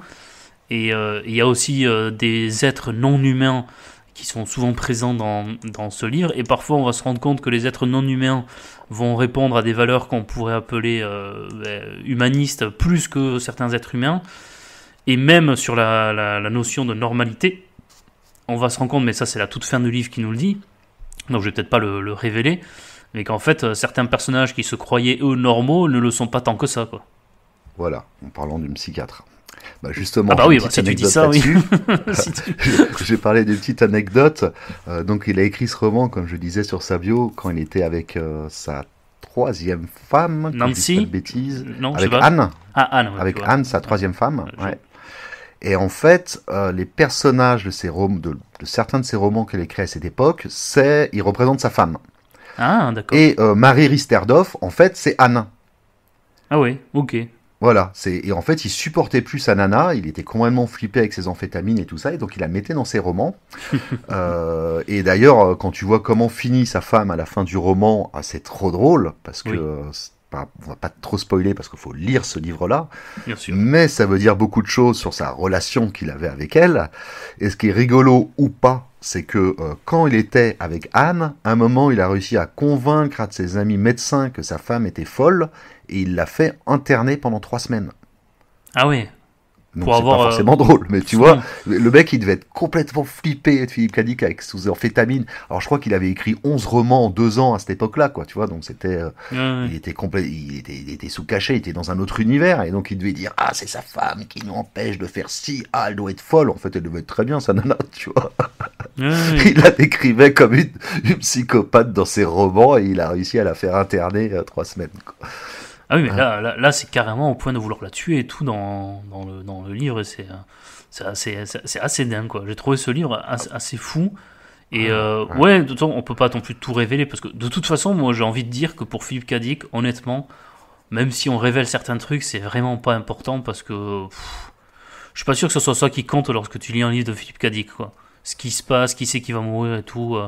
Non, mais, la fin, donc on dit comme qu'il y a une fin importante, c'est que t'as 2 personnages de l'histoire qui vont rejoindre plus ou moins des clans, mais on va pas dire lesquels, parce que la surprise, elle est tellement savoureuse, et on dit long sur beaucoup de choses, et sur la vision de Dick qu'il a sur l'être humain, et sur sa place dans l'univers, et sur sa femme du coup, que il faut le savourer, quoi. Faut pas le dire. Faut bien sûr. À la lecture. Je vais pas le dire. Et je trouve que le personnage, alors je sais pas si là c'est autobiographique ou pas, il est hyper sympa, quoi. Chuck, tu vois. Il est quand même assez empathique, il est sympa pour les autres. Alors même s'il il veut faire tuer sa femme, d'accord, mais ouais, il est, je sais pas, il a beaucoup d'empathie pour les gens, même avec sa femme finalement. Il essaie de la faire tuer, mais en même temps, il espère qu'il pourrait y avoir de nouveau une histoire entre eux, quoi. C'est quand même toute la contradiction à la Philippe Cadic. C'est la folie, quoi. Ouais. Et je sais pas, je le trouve un peu naïf, quoi. Tout le monde se moque un peu de lui. À un moment donné, il amène le scénario à une actrice, et il se passe des choses, tu vois, entre cette actrice et lui. Puis en fait, quand elle se rend compte que le contrat est rompu, que l'autre ne veut plus de Chuck, elle le méprise, mais à un point où on a presque pitié pour lui, quoi. C'est presque triste pour lui. Et je sais pas, moi je le trouve très attachant, ce Chuck, tout au long du livre. Je sais pas ce que toi t'en as pensé, mais oui, tu me dis que oui, c'est oui, mais souvent c'est ça, les héros ils sont toujours sympas, quoi. T'es du côté du héros quand tu lis un Philippe Cadic, hein. On n'est pas sur des personnages mauvais, de ceux que j'ai lus, j'ai pas le souvenir que le héros soit mauvais. En général, je pense qu'il se transpose un peu dans les personnages de ces romans, hein, de toute manière. Absolument. Ouais. Du coup, une bonne recommandation qu'on peut faire aux auditeurs, c'est... Alors, je sais pas s'il y a de bons livres ou pas pour aborder l'œuvre de Philippe Cadic, donc je vais pas me lancer moi dans ce genre de tentative, mais je l'ai trouvé excellent celui-ci, et il est toujours disponible. Et oui, le Philippe Cadic se trouve tous, je pense, hein, c'est réédité. Et là ils ont réédité avec de nouveau, je crois, une nouvelle traduction. Donc, comme toujours avec une nouvelle traduction, toujours être un peu prudent. Je sais pas pourquoi, est-ce qu'il y avait besoin d'en faire une nouvelle, mais en tout cas, ils se retrouvent tous très facilement. Hein. Ouais, c'est peut-être bien pour commencer Philippe K. Dick, celui-ci, parce que justement, il est pas trop barré dans la schizophrénie, la drogue et compagnie. Le monde, il est pas trop complexe à comprendre non plus, et suffisamment pour vraiment aborder dans du Dickien pur et dur, et de rentrer dans son univers, parce qu'il y a des trucs un petit peu faibles là aussi, qu'il a écrit surtout dans ses premiers romans. Ouais. Oui, oui. Bah, je suis d'accord. C'est pas son roman le plus connu, c'est peut-être pas son meilleur, mais je trouve que c'est une bonne porte d'entrée dans l'œuvre de Philippe K. Dick. Ouais. Je suis d'accord avec toi. Donc lisez Les Clans de la Lune Alphane. Prochain qu'on va aborder, et là c'est plutôt moi qui l'avais choisi, enfin, en tout cas qui l'avais aperçu, et tu l'as lu très récemment, c'est Le Guérisseur de Cathédrale. Oui, alors celui-ci je connaissais pas en fait, je connaissais même pas le titre. C'est toi quand t'as dit que t'allais choisir ce bouquin-là, je me suis dit bah tiens j'ai jamais lu, donc du coup je l'ai lu pour l'émission et on va pouvoir échanger dessus. Mais c'est vrai que c'est ta sélection celui-ci. Absolument. Et faut savoir Est-ce que c'est une bonne pioche? Est-ce que tu as bon goût? Est-ce que tu as eu du flair? Les auditeurs vont savoir. Oui, alors en tout cas, je me suis pas fié à l'avis de Philippe K. Dick pour le choisir parce que je sais pas si tu sais, mais Philippe K. Dick n'aimait pas du tout ce livre. Ouais, et les critiques étaient très mauvaises à sa sortie aussi, quoi. Il avait dit, j'avais griffonné quelques notes en vitesse et je me suis lancé, je n'avais pas d'intrigue, rien. On aurait dit que je faisais semblant, que j'essayais d'éblouir avec un feu d'artifice. Bon, après, est-ce que c'est le meilleur juge pour parler de ses livres ? Je suis pas sûr, et puis je suis sûr que tu le reprenais 2 semaines après et il pouvait te dire que c'était un chef-d'œuvre. Donc je lui ferai pas non plus une grande confiance sur. Tu vas utiliser son addiction pour valoriser ton choix, pas mal. Absolument. Donc le guérisseur de cathédrale écrit. Super titre d'ailleurs. Oui, en 1969. Donc il a à ce moment-là 41 ans. Et là, moi j'adore le personnage. Oui, 1969, c'est donc après une petite traversée du désert, c'est un livre qui recommence à écrire, c'est quand il se remet à l'écriture. C'est le premier d'une série de chefs-d'œuvre par la suite. D'accord. Et on suit un personnage qui ressemble un peu à Chuck, je trouve. Enfin, je sais pas, je trouve que ces personnages se ressemblent souvent quand même. Là, il s'appelle Joe Fenwright, et c'est un guérisseur de céramique. D'ailleurs, c'est sans doute l'un des meilleurs guérisseurs de céramique de la planète. On nous le présente comme ça. Le problème, c'est qu'il n'y a plus beaucoup de poterie à guérir, à restaurer, et donc il est au chômage. Qu'est-ce que c'est un guérisseur de céramique? Il répare des poteries, il répare des pots, il les répare. Tu l'as pas compris comme ça? Si, non, mais pour que tu expliques aux éditeurs, parce que c'est pas réparé avec c'est un pouvoir en fait, quoi. Oui, bien sûr. Ah oui, de toute façon, on n'est pas dans une œuvre réaliste là, pour le coup. Hein. Ouais, c'est qui avec ses mains, il reconstitue, les céramiques se reconstituent, quoi. Absolument. Un pouvoir mutant, quoi. De toute façon, c'est une société futuriste. Alors, on a quand même un côté réaliste avec beaucoup d'inflation, une surpopulation et un gouvernement totalitaire. Donc, évite ça. Il est divorcé, là aussi, d'une femme autoritaire. Donc, encore une fois, l'idée de la femme autoritaire qui revient et un personnage un peu victime de ces femmes. Et un jour, une entité extraterrestre, on ne sait pas trop comment le qualifier, vient lui proposer un travail, et cette entité s'appelle le Glimung. Je sais pas si je vais bien le... Ouais, je n'ai pas réussi à le prononcer, quoi. Bon, le Glimung. C'est une sorte... C'est une société... c'est une entité extraterrestre, presque divine, quoi, qui est en train de réunir en fait des spécialistes provenant de toutes les espèces afin de se rendre sur la planète du laboureur qui s'appelle Sirius 5, Sirius V, donc j'ai interprété que c'était 5, et en fait là il essaye de faire renaître, de faire guérir une cathédrale engloutie, j'adore l'idée, Eld Scala, afin de ressusciter d'anciens dieux. Sauf que sur cette planète, ça va pas se passer comme prévu forcément. Il va y avoir des menaces, il va y avoir des morts notamment en dessous qui vont être hostiles à cette idée.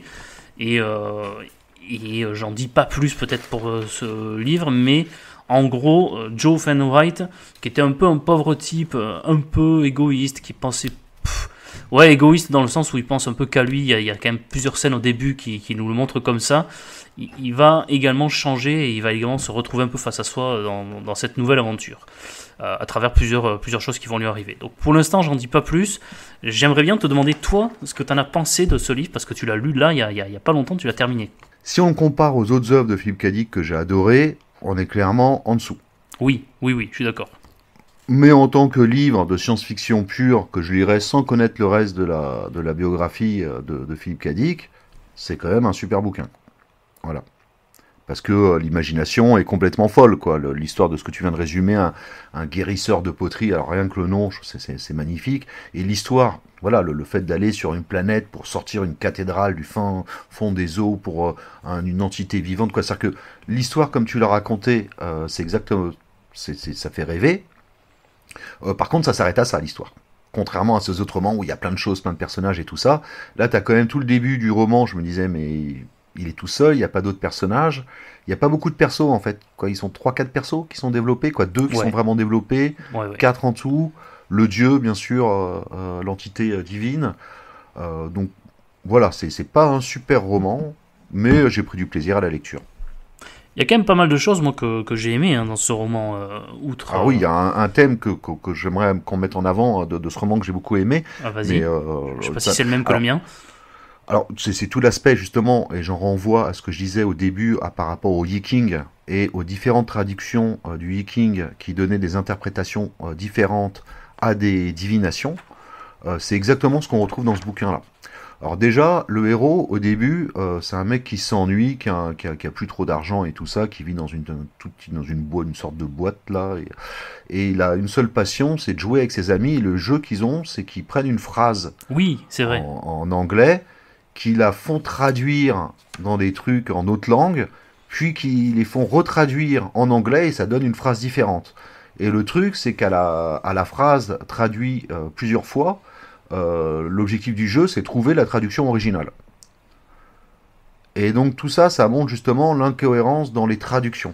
Et après, quand le héros va se trouver sur la planète, c'est une planète qui est régie par des anciennes espèces, et t'as un livre qui est une sorte de livre de divination qui existe, qui est écrit qui est mis à jour tous les jours, avec les prophéties de ce qui va se passer par la suite. Et en fait, dans ce texte-là, donc t'achètes une nouvelle version tous les jours et tu vas avoir des nouvelles versions de ce qui va arriver, et c'est traduit dans plein de langues.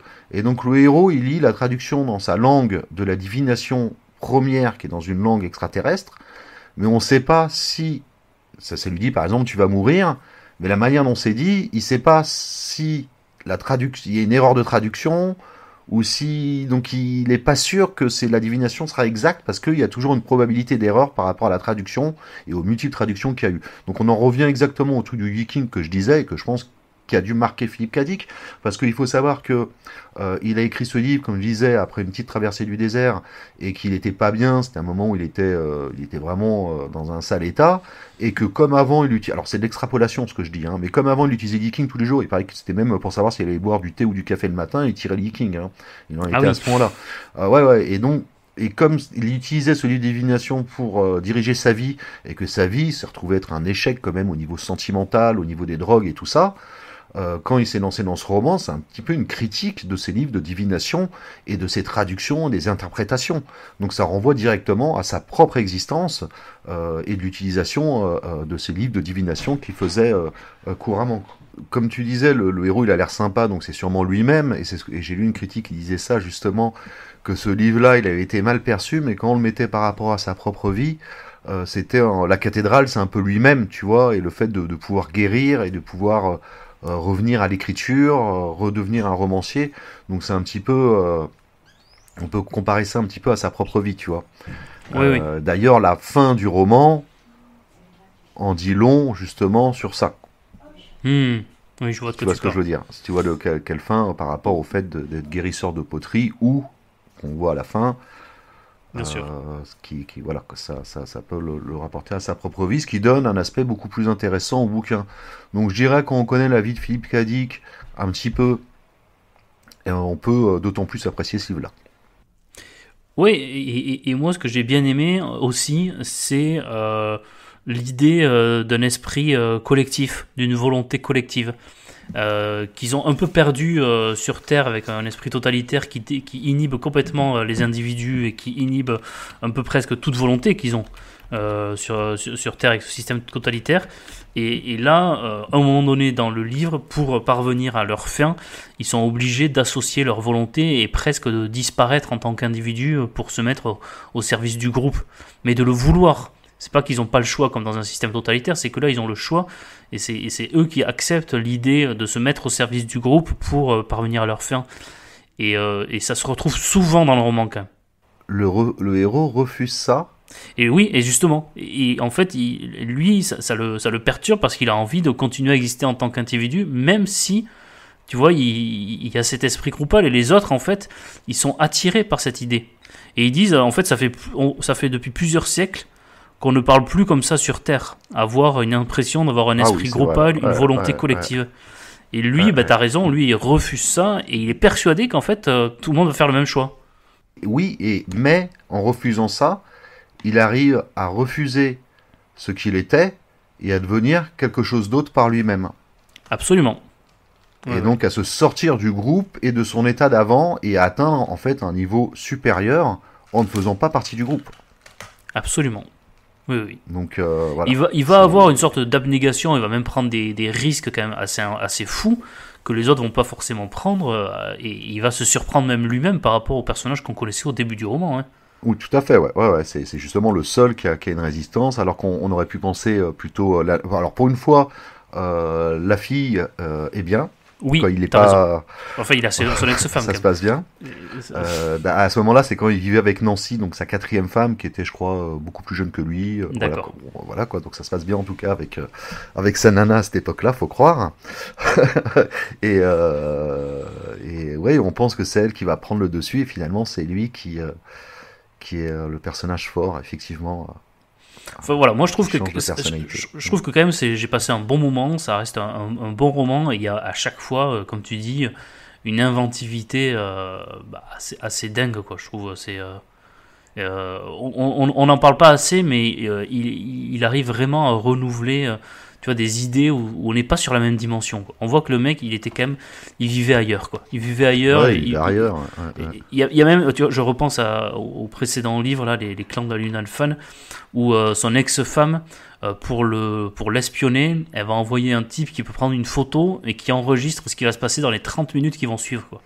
Il y a toujours des trucs. Il y a toujours des trucs complètement dingues comme ça dans ces romans et tout. Et même comment ça commence, souvent c'est les accroches où tu te dis, mais putain, qu'est-ce que je vais lire, tu vois, là, regarde juste le début de la première phrase. Pendant 50 pages, souvent on se demande où est-ce qu'on est, je suis d'accord. Il dit son père avait soigné les poteries avant lui. Aussi guérissait-il les céramiques, n'importe quelle céramique réchappée du passé, le temps d'avant la guerre où les objets n'étaient pas encore tous faits de plastique. Une porcelaine était une chose merveilleuse et chacun devenait un objet d'amour, un souvenir inoubliable après qu'elle était repartie chez lui, guérie. Sa forme, sa texture, son éclat restèrent en lui à jamais. Tu commences un bouquin comme ça, tu le lâches pas, quoi, le bouquin, quoi. C'est génial. Ouais. Non, mais je suis d'accord. Où est-ce que je mets les pieds, quoi, tu vois, c'est incroyable. Et comme tu dis, rien que le titre, déjà, il étonne, quoi. Alors, comment c'est en anglais, par contre, je vais pas vérifier ça. Galactic Pot Healer. Oh non, ça n'a rien à voir. Galactic Pot Healer. Bon. Ouais. Alors, on va passer du coup à la suite, alors. Bon, tu couperas. Alors, on va passer maintenant à un livre qui s'appelle Au bout du labyrinthe. Et là, c'était encore une fois une de tes idées à toi. Oui. Et là aussi, le titre, il étonne quand même. Parce que normalement, quand tu arrives au bout du labyrinthe, t'es piégé. À moins que ce soit au bout dans l'autre sens. Quand tu sors du labyrinthe, dans les deux sens, tu peux le prendre dans les deux sens, quoi, déjà. Est-ce que sortir du labyrinthe est une bonne chose, parce que qu'est-ce qu'il y a après le labyrinthe? Il n'y a plus rien, quoi. Il y a le vide. Alors que quand tu es face au mur, t'as pas de dilemme moral, t'as rien à faire, quoi. Alors il l'a écrit en 70, celui-ci. Ouais. Donc, un an après. En fait, après Le Guérisseur de Cathédrale, il a écrit Ubik, son chef-d'œuvre, et après Au bout du labyrinthe. Ouais, donc effectivement, il avait quand même un rythme de parution assez fou. Oui. Alors ça, c'est les sorties en librairie. Après, il avait peut-être des manuscrits avant, ça, j'en sais rien. Alors le livre, à la base, il s'appelle The Name of the Game is Death. Donc le nom du jeu est la mort. Là, ça s'appelle Au bout du labyrinthe. Bon, c'est mieux en français. Ouais, je trouve aussi.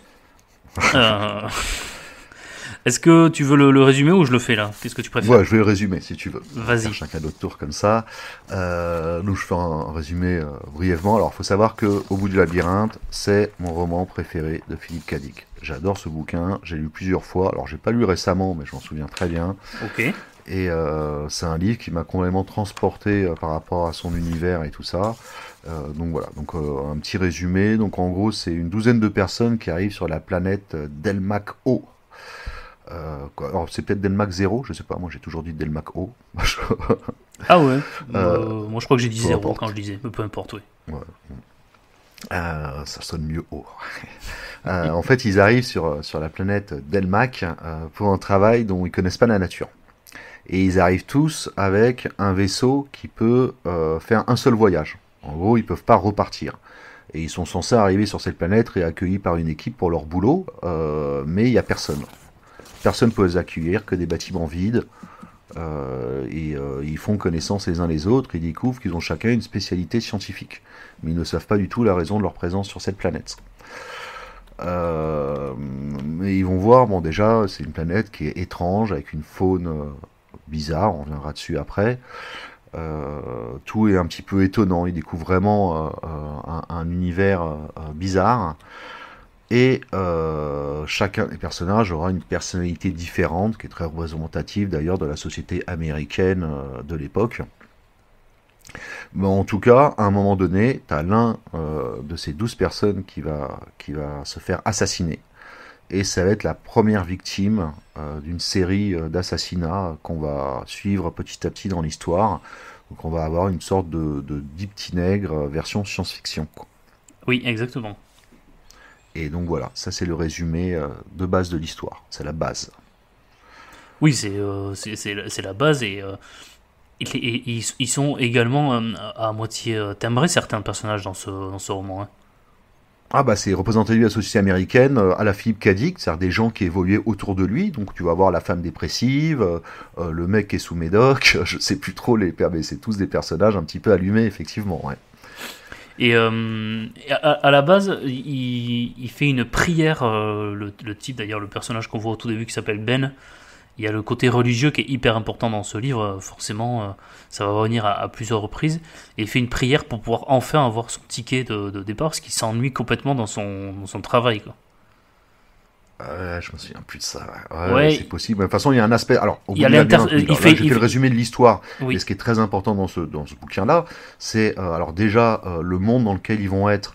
Il va évoluer petit à petit, il va se déstructurer autour d'eux petit à petit, et Oui. au fur et à mesure qu'il y a plus en plus de meurtres, donc on va suivre le héros principal, hein. Donc on suit un personnage et qui va voir qu'il y a de plus en plus de personnes qui se font assassiner. Et l'histoire, c'est qui a tué qui est le meurtrier. Il va avoir la paranoïa qui va s'installer, et en plus le monde autour d'eux va se dénaturer complètement, va devenir une sorte de destruction de lui-même, et les choses vont changer, et ils vont commencer à explorer la planète et découvrir des choses de plus en plus étranges.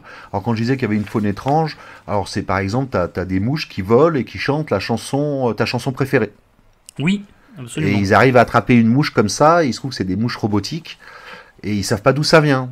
Et tout est comme ça, tout est très étrange. Il y a des grosses coccinelles aussi, ouais. Il y a des coccinelles, voilà, des grosses coccinelles, il y a toute une faune complètement hallucinée.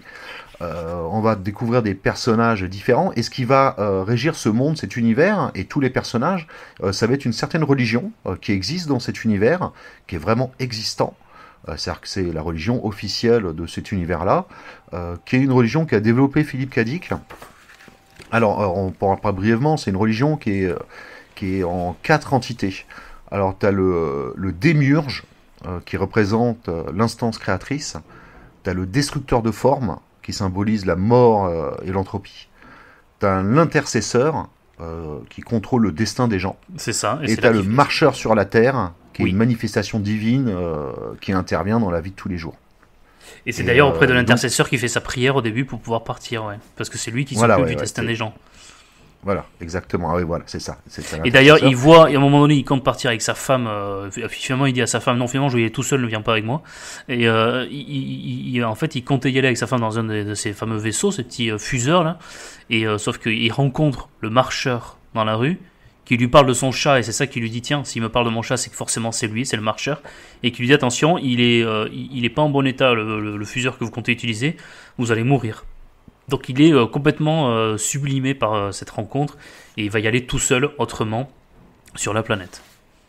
Voilà, donc on est vraiment dans un monde avec les dieux qui vivent, qui vivent de nous, qui sont existants, qui ont pris et qui ont un impact sur la vie de tous les jours et qui influencent la vie des gens. Et donc c'est une religion qu'il a complètement construite pour ce roman, qui est emprunté. Alors j'ai lu que c'est emprunté à plein de trucs du christianisme et tout ça. Par contre, moi j'ai trouvé quand même un parallèle avec l'hindouisme très fort. Alors j'ai pas trouvé ça dans les critiques que j'ai lues, mais ça c'est moi qui interprète ça comme ça. D'accord. Parce que donc t'as celui qui représente l'instance créatrice, comme j'ai dit tout à l'heure, le démiurge. T'as le destructeur de forme, donc c'est la mort, c'est celui qui la mort et donc la naissance, hein, forcément. T'as l'intercesseur, donc le contrôle du destin des gens, comme tu disais, et le marcheur sur la terre qui représente un petit peu le Messie. Hein. Et dans l'hindouisme, t'as exactement ça. Dans l'hindouisme, t'as le Brahman. C'est donc le dieu créateur de l'univers. Et en dessous, t'as trois dieux. T'as Brahma, Shiva et Vishnu. Brahma, c'est la création. Shiva, c'est la mort, la destruction créatrice, en fait. Hein. C'est quand tu vois qu'il danse, avec un pied, il donne la vie, et l'autre pied, il la reprend, quoi, tu vois. Donc, il représente la mort. Ouais. Et t'as Vishnu. Et Vishnu, en fait, sa particularité, c'est qu'il s'incarne sur Terre. Et donc, Krishna est une incarnation de Vishnu. Mais dans la logique de l'hindouisme, qui a incorporé plein d'autres religions au sein de leur même religion, par exemple, Bouddha est une incarnation de Vishnu.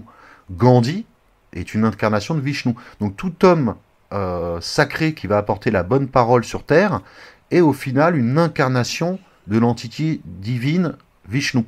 Et c'est exactement ce qu'on a dans la religion que décrit Philippe Cadic dans son roman, avec le marcheur sur la terre, qui représente en fait le Messie, qui pourrait être Jésus, qui pourrait être Bouddha ou quelque autre prophète. T'as le destructeur de forme, qui est donc Shiva, tu vois, le démiurge, qui est donc le Brahman créateur, et celui qui contrôle le destin, donc le Brahma, qui est le... Voilà, tu vois, c'est très proche, je trouve, et c'est pas étonnant, parce que on sait que Philippe Cadic, c'est la période hippie, alors il lisait le Yiking, donc il y avait forcément tous les bouquins hindouistes de l'époque, voilà, c'était dans l'air du temps, hein, de s'intéresser à toutes ces choses-là, hein, au yoga, l'hindouisme, les divinations du Viking. Donc, moi, je pense qu'il a vraiment eu une influence de l'hindouisme dans la création de ces divinités également. Quoi. Bah, je te fais confiance parce que je connais beaucoup moins, mais là, effectivement, ce que tu as dit, t'es convaincant. Donc, très, très probablement, de toute façon, il s'est inspiré de ça, hein, forcément. Lui, il dit dans son avant-propos, il y a quand même un truc qu'il dit assez fou. Alors, il dit d'abord, pour commencer, que la théologie présentée n'est analogue à celle d'aucune religion connue. Elle dérive d'une tentative faite par William Saril et moi-même pour développer un système logique et abstrait de pensée religieuse fondé sur le postulat arbitraire que Dieu existe. Et il dit quand même un truc, parce qu'il y a un personnage qui meurt, alors je vais peut-être pas dire le nom du personnage, mais il prononce ce paragraphe c'est tout Philippe Cadic, quoi. Dans le roman, l'expérience vécue par un personnage après la mort, parce qu'on voit à un moment donné un personnage qui meurt et après qui vit quand même quelque chose après sa mort. Ouais. Et il dit, l'expérience vécue est inspirée dans ses détails exacts d'une expérience faite par moi à l'aide du LSD. C'est complètement dingue. Donc c'est l'expérience, c'est dans la bio, quand j'ai dit qu'à un moment il avait pris du LSD, c'est cette expérience-là. C'est ça. Qu'il a remis dans ce bouquin, ouais. Il n'en a pas pris beaucoup, il a eu une expérience très forte dans sa vie avec du LSD qui l'a marqué vraiment. Bah, ça l'a marqué. Et il l'a remis dans ce roman, ouais. C'est assez dingue. Et rapport à la mort aussi dans ce roman, je sais pas si ça t'avait marqué comme moi quand je l'ai lu là, mais je trouve que les morts, elles arrivent mais d'une manière la plus brutale que j'ai jamais lue dans un roman, quoi. C'est-à-dire que les personnages ils meurent, mais même une phrase avant, tu peux absolument pas t'attendre à ce qu'ils meurent, quoi. C'est-à-dire qu'il n'y a pas il y a pas de préparation à la mort, et la mort elle arrive pas non plus en 4-5 phrases, quoi. C'est-à-dire que il dit voilà, il se couche, elle éteint la lumière et Maggie elle meurt. Bah, ça arrive mais de manière d'une brutalité assez folle. Et les 3-4 premiers morts, c'est comme ça, quoi. Tu t'y attends vraiment pas. Et ça, je pense que c'est voulu, quoi. Et donc et c'est ça qui est génial, c'est que donc t'as ces morts là, donc nous en tant que lecteurs on essaie de savoir qui est le meurtrier et tout ça, qu'on rentre dans cette logique là, mais t'as aussi toute la logique donc dont on vient de parler, de la religion qui est complètement fascinante, le monde qui se dénature complètement, des personnages complètement allumés. On est vraiment dans une œuvre ultra complète, je trouve. Alors elle est très linéaire, c'est vrai, contrairement à d'autres œuvres de Philippe Cadic, mais ça reste complètement fou. Comme tu dis, le fait que les éléments là, de cette planète apparaissent puis disparaissent. Et, ça arrive assez régulièrement. On n'en a pas assez parlé, mais c'est quand même assez fou, quoi. C'est d'y penser, quoi. C'est-à-dire que les éléments, ils disparaissent vraiment, quoi. Je sais pas, moi, ça m'a vraiment beaucoup marqué lorsque je l'ai lu, quoi. Je l'ai terminé cette nuit, vraiment. C'est ce livre que j'ai lu en tout dernier.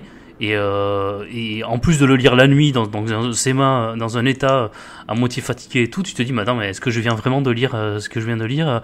Tu es en train de lire l'édifice, je cite, l'édifice était en train de se désagréger, il éclatait en morceaux qui étaient projetés vers le ciel comme sous l'effet d'un gigantesque vent. Le pont au-dessus du fleuve s'effondrait, catapultant vers la mort ceux qui le traversaient. Enfin, on est vraiment dans la déstructuration totale, tous des structures autour d'eux. Ils tombèrent avec les ruines du pont. Ouais, c'est ça. Et tu sais, t'as alors je sais pas un objet, une entité à un moment donné, le reproducteur de forme. Oui, absolument. Oui. Ça parle beaucoup de forme. Tu mets, alors je sais plus trop comment ça fonctionne. Tu mets un truc dans sa bouche et il en ressort une copie, c'est ça ou Oui, c'est ça. Il reproduit les formes. Et tu parlais des nouvelles en début d'émission de Philippe K. Dick. Il y en a une qui m'avait beaucoup marqué justement, où tu as déjà ce personnage, le reproducteur de forme qui est dedans et qui est un petit peu le centre de la nouvelle. C'est une nouvelle, alors, elle s'appelle Payer l'imprimeur.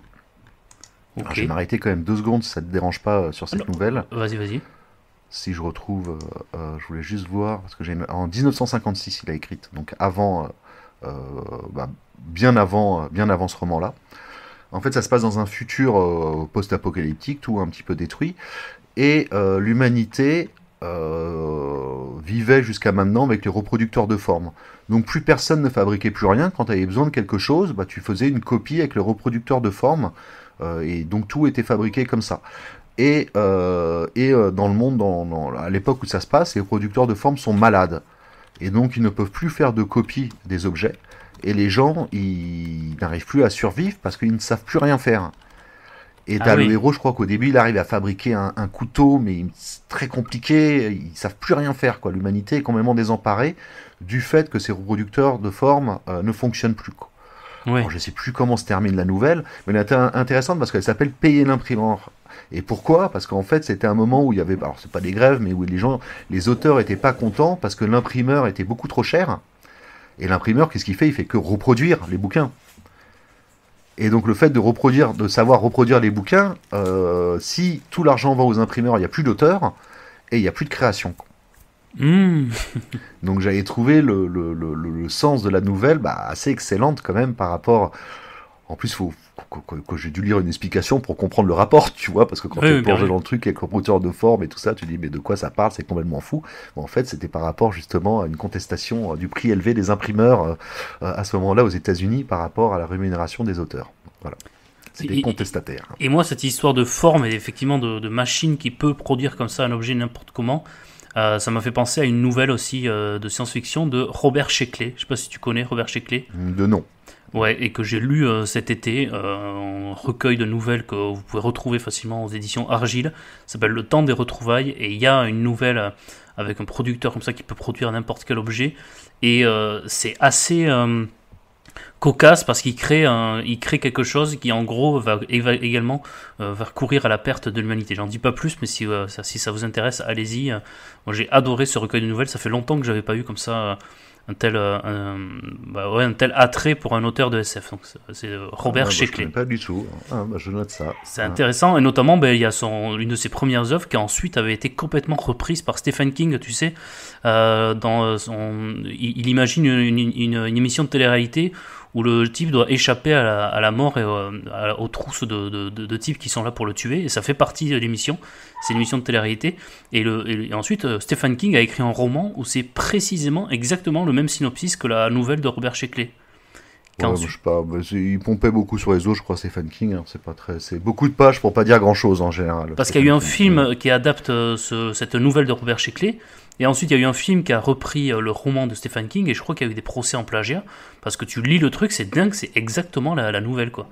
Alors que Robert Sheckley, c'était pas rien quand même, quoi. Ça m'a surpris quand j'ai vu ce roman de Stephen King. Je me dis, attends, mais c'est la nouvelle de Sheckley. Et je me suis renseigné. Et ton ami Roland, donc, qui connaît bien Stephen King, m'a dit, ouais, non, mais il y a eu des procès et tout, parce que effectivement, il a exactement repris le synopsis de la nouvelle.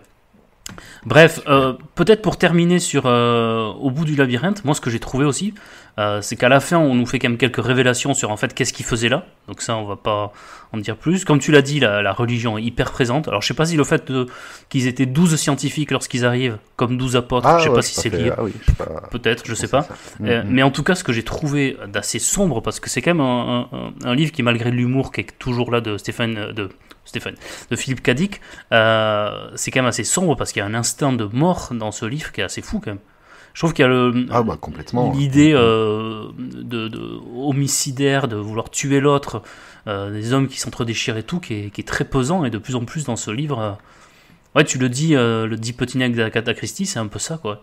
C'est que plus ça avance, plus il y a l'esprit de paranoïa, et plus en fait, et les morts sont gratuites, quoi. Bien sûr qu'on va pas révéler la fin, mais la fin, bien sûr, on comprend tout avec la fin. Ah oui, non, on comprend tout. Un sens. Oui. C'est parfait. En fait, c'est parfait. Moi, je le trouve parfait avec cette fin-là. Et ça pousse encore plus loin la religion, d'ailleurs, cette fin-là. Et l'instinct de mort, comme tu dis, est d'autant plus présente, d'ailleurs, avec cette fin. Si tu te rappelles bien. Oui, je m'en souviens très bien. Tu vois, c'est exactement ça.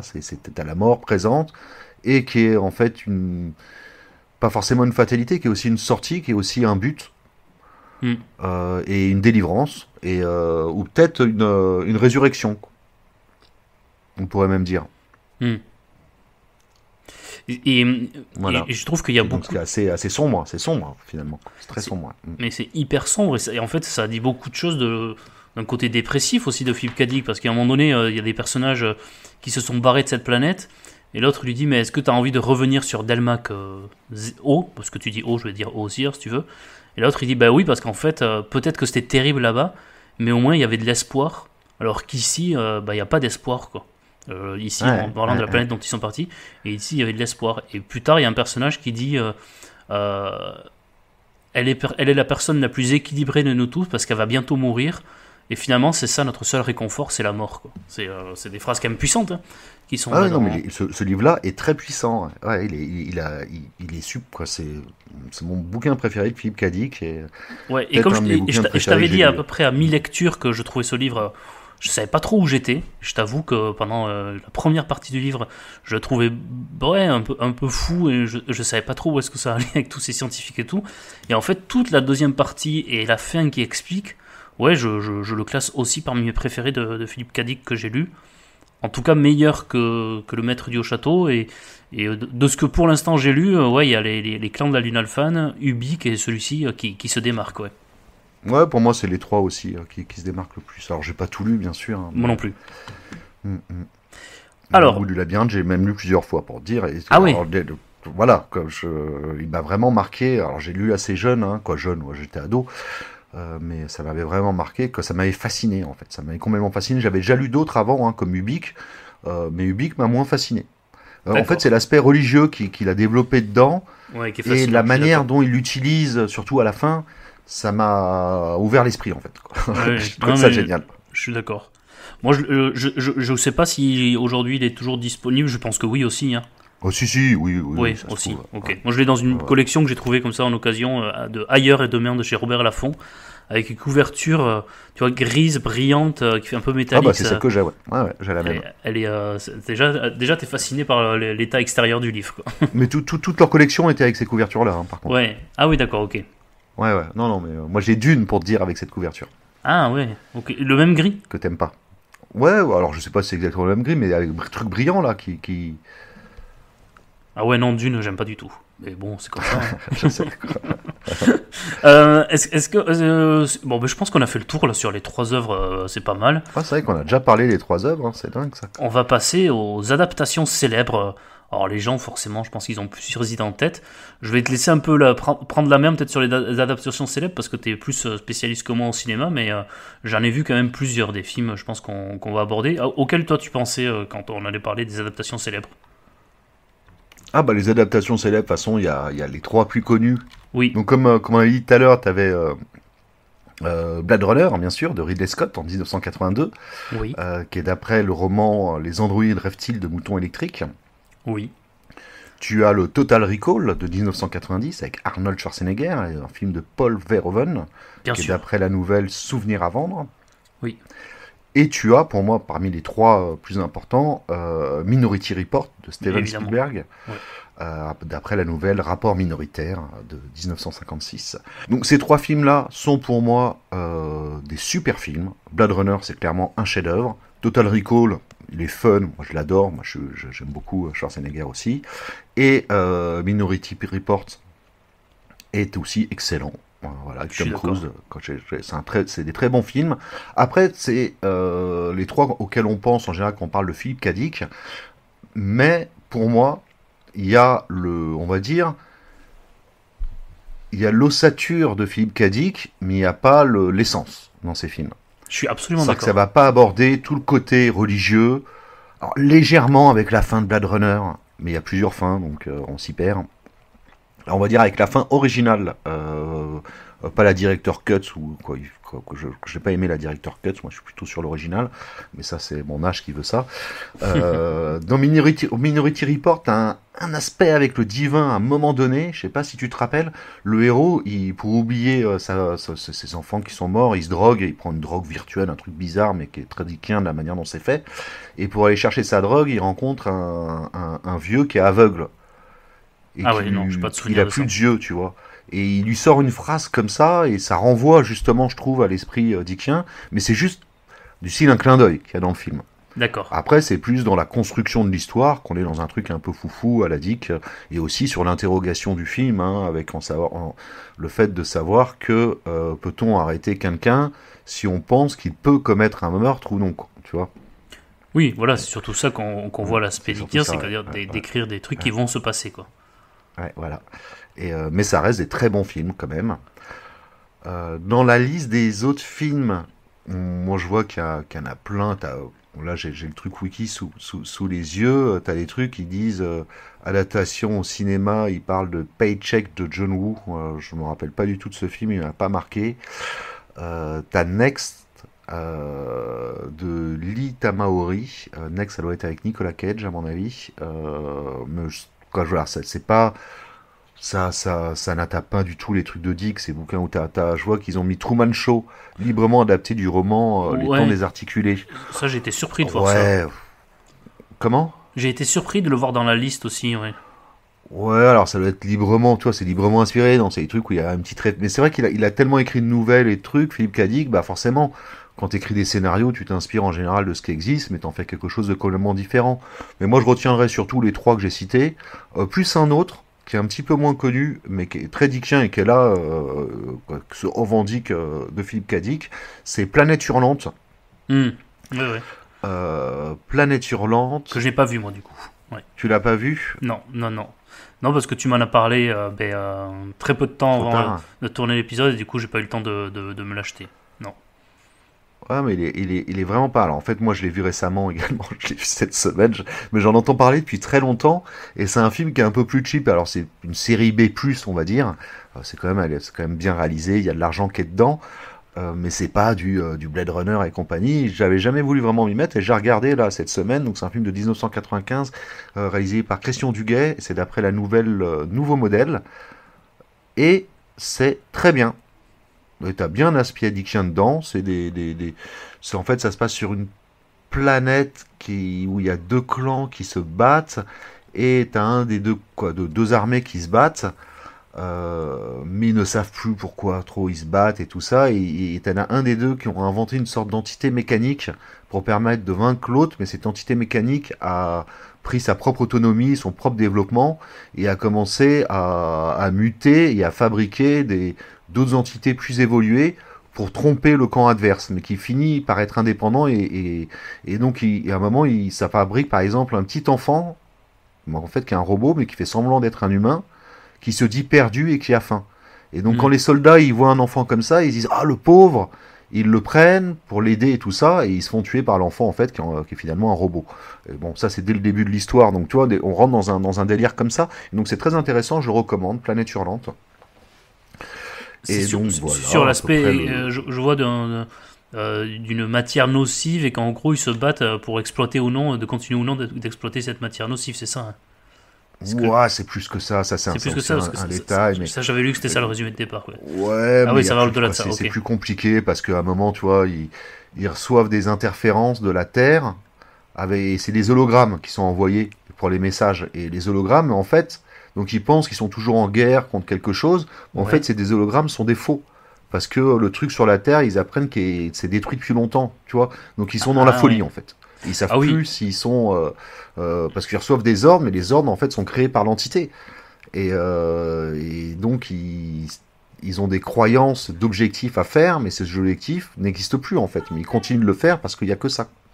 Donc là, on est quand même en plein dans... C'est plus compliqué, ça va plus loin, c'est très Dickien, ouais. On est en plein dans l'univers Dickien, comme tu dis. On est vraiment dedans, et avec une fin aussi, et comme les entités, donc ils peuvent être un enfant, est-ce que ça peut être autre chose? Est-ce que ça peut devenir des êtres humains aussi? Je sais pas, j'en sais rien, faut regarder le film. Bon, mais je le regarderai, mais j'ai été prévenu trop tard, là. T'as aussi le film Confession d'un barjo, donc ça c'est un film français 1992 qui reprend son roman qui est pas de science-fiction. Okay. Il paraît que c'est bien, hein, le bouquin, Confession d'un barjo. D'accord. Ça reprend des mondes, c'est un peu autobiographique, des histoires avec sa nana et tout ça, quand il devait être défoncé, sûrement. Donc, mais je l'ai pas vu. T'as la série, The Man in the High Castle, le maître du haut château, qui a été fait en série Amazon.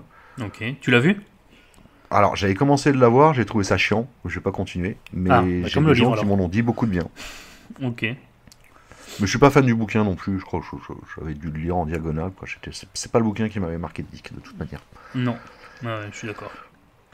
Il y a eu pas mal d'épisodes de série. Et t'as eu le Blade Runner 2049. Ah oui, alors celui-là je l'ai pas vu. Alors, je voulais d'ailleurs te demander ce que t'en avais pensé. Alors moi j'ai détesté. D'accord, mais pourquoi? Alors je sais que j'ai parlé des gens avec des cinéphiles, entre guillemets, quand j'ai dit que j'ai détesté ce film-là, je me prends des jets de tomates. Ah bon? Moi j'ai pas du tout aimé. C'est l'impression que j'ai eu, j'ai l'impression que la plupart des gens avaient détesté, de ce que j'ai entendu. Ah bah parce que tu t'es entouré de gens intelligents peut-être? Oui. Non mais je sais pas. En fait, t'as une photo, pas de cinéphile en tout cas. T'as une photo et une image qui est très bien. C'est très léché, c'est très beau, c'est une ambiance, c'est sympa et tout ça. Mais ça reprend grosso modo à peu près le même truc que Blade Runner. Ok. Sauf que à la fin, elle est moins bien. Donc déjà, si tu fais moins bien que celui d'avant, ça sert à rien de le faire. Il y a juste l'image qui est bien. Et en plus, ça se base sur la version Director Cut de Blade Runner, où le héros est finalement un répliquant ou un truc comme ça, et qui est pas la version que j'aime bien. Donc non, moi j'ai pas aimé. Film de Denis Villeneuve, donc c'est du complantatif plutôt. Donc, c'est celui qui a fait Dune. Ouais, moi j'ai pas voulu le voir, le Dune. Ouais, c'est bon. J'adore le roman, mais le film. Je suis pas dans le complantatif quand je regarde un film, sauf si c'est du Kurosawa, ok, mais sinon, non. Je suis d'accord. Non, mais ok. Bah écoute, on a terminé, on a fait un peu le tour des grandes adaptations.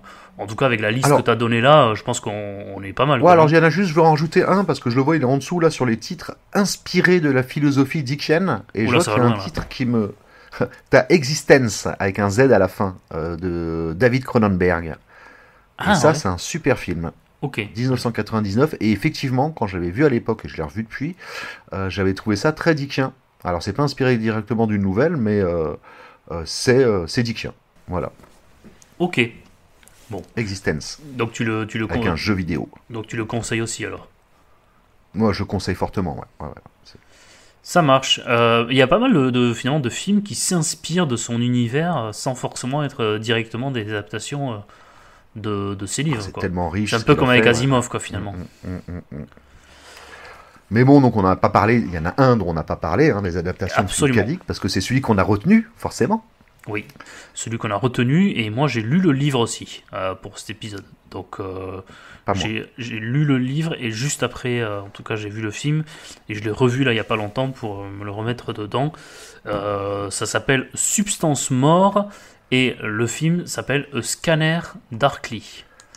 Et Donc, oui. c'est qui est une adaptation fidèle, je trouve, du livre de Philippe Cadic. Alors, Substance Mort, il l'a écrit, on est en 77, donc 5 ans avant sa mort, si je fais mon calcul. Il est mort en 82, Ouais. tu nous as dit. Donc, on est quand même Ouais. parmi les dernières œuvres de Philippe Cadic, même si c'est après qu'il écrira la fameuse trilogie divine, là, ou ça en fait partie. Non. Je crois que ça en fait partie. D'accord. Et en tout cas, si tu veux vérifier en même temps pour être sûr, mais en tout cas, ça fait référence à, donc c'est un bouquin de science-fiction, hein, mais qui fait référence directement à sa vie et notamment au moment de sa vie où il vivait dans sa maison qui était tout le temps ouvert, où il traînait avec des mecs qui se défonçaient du matin au soir. D'accord. Alors, la Et trilogie divine, c'est Siva, l'invasion divine et la transmigration de Timothy Archer. Donc ça en fait pas ah partie. oui, non, donc c'est celui qu'il a fait avant. Du coup, quoi. Ouais, ça fait pas partie, mais ça reste autobiographique. C'est vrai qu'il n'y a pas de côté divin dedans, Non, pas du tout. pas beaucoup. Par contre, de côté drogue, oui. Oui, drogue, paranoïa, complètement. Donc, je sais pas, tu veux parler du film ou j'en parle ou... Ouais, de Vas-y, je toute te laisse. façon, en faisant le résumé, on fait le résumé et du livre et du film, parce qu'encore une fois, c'est vraiment très fidèle. Oui. Donc en fait, Mm. on suit l'histoire de Bob Actor, mais qui est aussi Fred, en fait. Il est à la fois policier, membre de la brigade des stupes, et il est infiltré dans un milieu de toxicomanes. Et donc il vit ces deux vies parallèles. Sauf qu'il est du coup lui-même, il devient complètement addict à cette drogue qui s'appelle la substance M. Donc le livre nous dit substance mort, mais dans tout le film, à chaque fois, il parle de substance M. Et il vit dans une maison, un peu comme tu as dit tout à l'heure, finalement, ses portes étaient ouvertes, Ouais, c'est c'est-à-dire ça. qu'il y a des amis qui pouvaient aller chez lui comme ils voulaient. Il vit avec Luckman et Barris, qui sont deux êtres qui sont complètement déphasés. Il vit également avec sa petite amie, Donna, qui est dealeuse, qui est consommatrice, mais qui refuse complètement qu'on la touche. Elle est également complètement déphasée par rapport à la réalité. Donc ils sont complètement accros à la substance M. Pas Donna, qui elle est plutôt accro à la cocaïne. Elle est pas, je crois qu'elle prend pas de substance M. Et en fait, c'est une drogue qui a pour effet d'altérer petit à petit l'identité jusqu'à annihiler toute volonté. Et pour Fred, ça va être terrible parce que il va même finir par oublier qu'il est à la fois Fred et Bob Actor. Et il y a un élément supplémentaire, c'est-à-dire que la brigade des stupes, ils peuvent pas savoir qu'il est Bob Actor, ils savent pas qu'il est lui, parce que ils ont une tenue. Et je trouve que le film la représente hyper bien, je sais pas ce que tu en as pensé, mais ils ont une tenue qui en fait cache leur apparence. C'est-à-dire qu'ils enfilent cette tenue, et cette tenue a été faite à partir de tous les visages de l'humanité, et en fait ils sont tout le temps en train de changer d'apparence lorsqu'ils ont cette tenue. Donc en fait entre Ouais. eux ils savent pas qui est qui. Et donc personne qui sait qui est ce Fred. Et en fait c'est l'histoire de ça, quoi. C'est l'histoire de ce type qui est en train de petit à petit de se perdre complètement dans cette drogue. Et d'ailleurs à la fin du film il y a la même citation que dans le livre. C'est hyper poignant, c'est bouleversant parce que il rend un hommage à tous ses anciens amis qui sont morts de la drogue. Et ouais, c'est Oui. une sorte de déclaration d'amour et de cri du cœur de cette époque où il était complètement drogué. Enfin, de cette époque, il a tout le temps été drogué, mais d'une époque en particulier où il était avec ses amis, où il faisait que ça, les portes étaient ouvertes, et finalement beaucoup de ceux qu'il connaissait en sont morts. Et t'as tous les passages aussi, bien sûr. Donc là, comme tu décris, c'est très sombre, mais quand t'as les passages où il parle avec ses potes, où ils sont complètement défoncés, ils sont complètement parano, et Oui. ils sont dans des délires. C'est génial, quoi. C'est drôle, quoi. Tu vois, C'est extraordinaire. C'est extraordinaire quand l'autre il arrive avec un vélo et qui dit ouais, c'est bon, j'ai acheté un vélo de 18 vitesses, et que l'autre il lui dit mais enfin t'es bête ou quoi, t'as pas compté, il y en a que 9, 6 derrière et 3 devant, alors qu'on sait tous évidemment que pour un vélo faut multiplier, hein, 6 par 3, faut pas les additionner. Mais là du coup ils sont en train de se rentrer dans un délire, ouais on va aller se venger, mais attends ils ont peut-être fait exprès, mais attends ils vont te donner les autres vitesses, et là ce passage il est à mourir de rire, et c'est ce passage là et d'autres qui m'ont fait penser à Beckett justement, parce que Beckett un peu dans les dialogues entre ces personnages, ça ressemble parfois un peu à ça. Ouais, c'est complètement dingue. Et quand ils rentrent à la maison, ils sont persuadés qu'ils sont sur écoute Oui, et qu'il y a des gens qui sont arrivés. Et quand ils arrivent comme des voleurs pour essayer de prendre sur le vif. Et le mec, il explique, oui, mais de toute façon, moi, j'ai installé des caméras partout dans la maison. Donc, s'il y a quelqu'un qui est rentré, on va pouvoir le voir. Et les autres disent, mais comment ça? Tu t'as mis des caméras chez nous? Mais, bah oui, mais c'est pour au cas où et tout. Et ils rentrent dans la maison et là, ils voient une cigarette qui est pas éteinte. Ils disent, oh putain, il y a vraiment quelqu'un qui est venu. Putain, mes vidéos n'ont pas marché. Mais qu'est-ce qui se passe? Et en fait, c'est juste la nana qui était allée espionner en haut qui redescend. Quand on sait pas, en fait, on a toujours le doute, est-ce qu'ils ont raison ou pas, quoi. En plus, ça nous fait douter nous-mêmes, c'est ça qui est génial. On sait pas s'ils sont fous ou c'est en fait la drogue leur donne la raison et la vision ultime. c'est ça. On est Et tout le temps pris entre les deux, quoi. ce personnage dont tu parles là, il est joué dans le film, j'aime beaucoup, par Robert Downey Jr. Alors, ah oui, alors non, mais alors, il est alors, extraordinaire on va parler dans ce d'histoire, mais alors on va parler quand même du casting du film. Alors, il faut Vas-y. savoir que le casting, tu as dans le héros, donc celui qui fait le flic et le toxicomane, Keanu Reeves. Il est génial, ouais. Et dans le plus taré des drogués, Robert Downey Jr., comme tu viens de dire. Et tu as Woody Harrelson également, qui joue troisième Lascar, parce Oui. qu'ils sont trois Lascars comme ça, Oui, et qui est un super acteur, hein, que j'aime beaucoup aussi. Et ils sont complètement allumés tous les trois. Ils en font une caisse. T'as l'impression qu'ils sont défoncés, complètement défoncés. Et t'as aussi Winona Ryder qui joue Donna. Oui. Dedans, et Rory Cochrane qui joue Charles Freck. Mais les acteurs sont géniaux, mais il faut savoir que Alors ce film... Charles Freck, c'est celui qui croit qu'il a des insectes partout sur lui, quoi. C'est ça. Ouais, Ça et qu'il commence vient par les voir cette après, scène, tout le ça. film. Ça commence par cette Et scène. le livre aussi, d'ailleurs. Hein. Il croit qu'il a des insectes partout. Ensuite, il envoie sur son chien. Alors, il refait un bain à son chien. Enfin, il est complètement barré. Il en garde un dans un bocal, et après, il voit que quand il arrive, il a disparu du bocal, il comprend pas. Ah, putain, en fait, il est dans une hallucination, c'est génial. C'est excellent. Et donc, comme on dit que c'est un film, mais c'est un film très spécial parce Oui, qu'il utilise bien sûr. comment on dit, il utilise la rotoscopie. En fait, la rotoscopie, c'est une manière de dessiner sur un film pour rendre les dessins comme si c'était un film. Donc, en gros, c'est un dessin animé. Oui, c'est un dessin animé, absolument. Mais on C'est voit un que c'est dessin des vraies animé, personnes mais qui on l'ont voit joué. les personnages qui sont derrière. C'est-à-dire qu'ils ont vraiment filmé les scènes Oui. et ils ont transformé en dessin animé après. Et il paraît que cette méthode, elle est utilisée également pour le film Blanche-Neige. Sauf que pour Blanche-Neige, ils avaient mis des dessins cartoon, quoi, par cartoon, mais je veux dire, comme on connaît, quoi, où on voit pas que c'est des acteurs derrière. Ok. Alors que là, c'est des dessins mal faits, qui fait qu'on voit plus ou moins la tête de l'acteur derrière, et on sait plus si c'est... En fait, on a l'impression d'être défoncé et de regarder les acteurs réels, mais qu'on est trop défoncé et on voit un dessin animé. En gros, c'est ça. Mais je trouve que l'idée est géniale, quoi. Je pense que Philippe Cadic, c'est génial. il aurait adoré cette idée, quoi.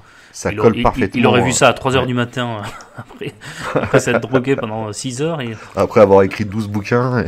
Ouais. Et Robert Downey Jr., tu disais que c'était peut-être le plus barré de tous, alors qu'au début, on nous le présente presque comme le sage de la bande. Bon, cette image... Oui, parce que c'est le Manitou, c'est celui qui maîtrise la drogue, c'est lui qui la contrôle le mieux et qui est plus intelligent. Quand il essaye de se faire engager par la police, c'est à mourir de rire, quoi. Ouais, il va leur donner une info, puis il leur dit, bon, est-ce que je peux pas avoir un petit formulaire pour être embauché et tout. J'ai beaucoup ri, donc c'est à la fois un film... mais c'est souvent ça, j'ai dit, sombre et poignant, où t'es touché quand même par les personnages, mais à la fois très drôle, parce qu'il y a plusieurs scènes qui nous font rire, et comme tout le temps, une chute qui est quand même qui est marquante, quoi. À la fin, il y a une révélation sur un truc, en fait, tu te rends compte que tout ce qu'on t'a présenté depuis le début, c'était pas ce que tu croyais, quoi. Et oui, c'est celui qui a le plus l'essence Dickian, je trouve. Non pas, il y a très peu de science-fiction finalement dedans, sauf cette histoire de drogue et tout ça. Mais les dialogues et la paranoïa, en fait, la paranoïa de ces personnages, c'est complètement dans la folie des personnages qu'on peut trouver dans ces autres romans d'ailleurs. Donc, et comment on explique qu'il n'ait pas plus marché que ça, le livre et le film, enfin, je sais pas, j'en avais pas entendu parler moi avant de me lancer dans la préparation de cet épisode. Le film, il a pas tant marché que ça, je sais pas. Ouais, déjà, c'est fait en dessin animé. Donc, ouais. Oui, c'est vrai. Dessin animé, donc beaucoup de gens ne vont pas voir parce que c'est un dessin animé. Hein. Et après, c'est quand même sur la drogue, donc tu peux pas emmener voir des enfants voir ça. Donc un dessin animé que les enfants peuvent pas voir, ça n'a pas vocation à marcher. Hein. Non, c'est vrai que c'était... Et en plus, c'est du... Oui, et le thème, c'est quand même sur la parade, quoi. Je veux dire, malgré un casting, quand même, un super casting... en plus, tu les reconnais pas. Donc, ceux qui adorent Keanu Reeves, Et quand il a son costume, quand il disait le brouilleur, là, qui monte plein de visages, Oui. on le voit pas tant que ça, quoi. Et après, ah non, mais c'est génial, c'est même un film à voir plusieurs fois. C'est un film Ah qu'on peut oui, même non, regarder non, mais tous les mois, quoi. moi je l'ai revu 2 fois là. Ah oui, déjà, ok, Et encore une fois, hein, moi je trouve que la prestation de Robert Downey Jr. dans ce film, elle est époustouflante quoi. Je suis sorti de ce film, je me suis dit waouh, quoi, c'est vraiment lui pour moi qui perce l'écran dans ce film et il est vraiment En fait, moi, brillant quoi. je me souvenais pas qu'il était dedans, parce que j'avais déjà vu avant, et j'ai revu là il y a pas longtemps pour l'émission, Ouais. et je me souvenais de Keanu Reeves et tout ça. Et j'ai pas fait gaffe aux acteurs en regardant le film, et alors, je me dis, mais qui c'est déjà ce gars-là? Mais Qui moi c'est c'est, sa qui c'est voix quoi, sa Et voix. quand je vois le nom, je fais, ah bah oui, ah bah ouais, mais il est génial, effectivement. Ouais, ouais. Ouais, il est Il est extraordinaire. excellent.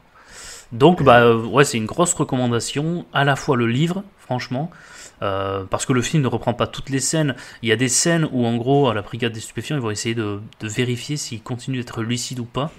Donc, ils lui font deviner qu'est-ce que tu vois là sur ces dessins. Et puis, il y a aussi Ouais. il y a d'autres types de tests. Et en fait, lui-même, parfois, va écouter. Il va observer ses amis sans savoir qu'il est Bob Actor. Enfin, il y a plein de scènes comme ça où nous-mêmes on se demande, mais en fait, est-ce qu'il est vraiment lui? Qu'est-ce qui se passe? Enfin, et lorsque tu lis le livre, c'est encore plus marquant parce que t'as pas l'image qui t'illustre le fait qu'il est vraiment lui. Donc parfois même toi-même tu finis par te perdre un peu. Donc je conseille vraiment et la lecture du livre et le film qui est vraiment un gros coup de cœur pour moi.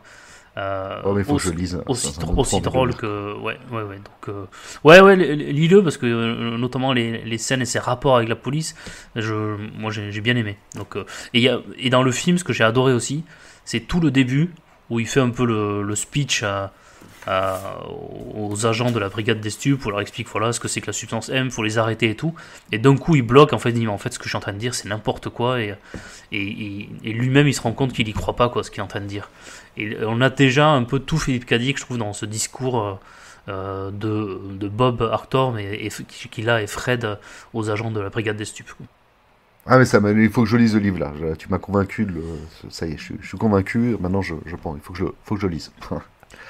Bon, bah écoute, on approche de la fin hein, de Oui. notre émission sur Philippe Cadic.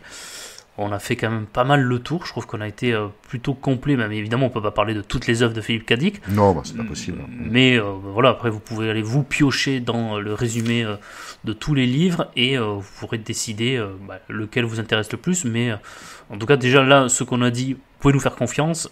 Ubik peut-être pour compléter. Puis vous Ouais, en c'est aurez ce que je d'autres voulais dire, exactement. Ubik, c'est quand même le chef-d'œuvre.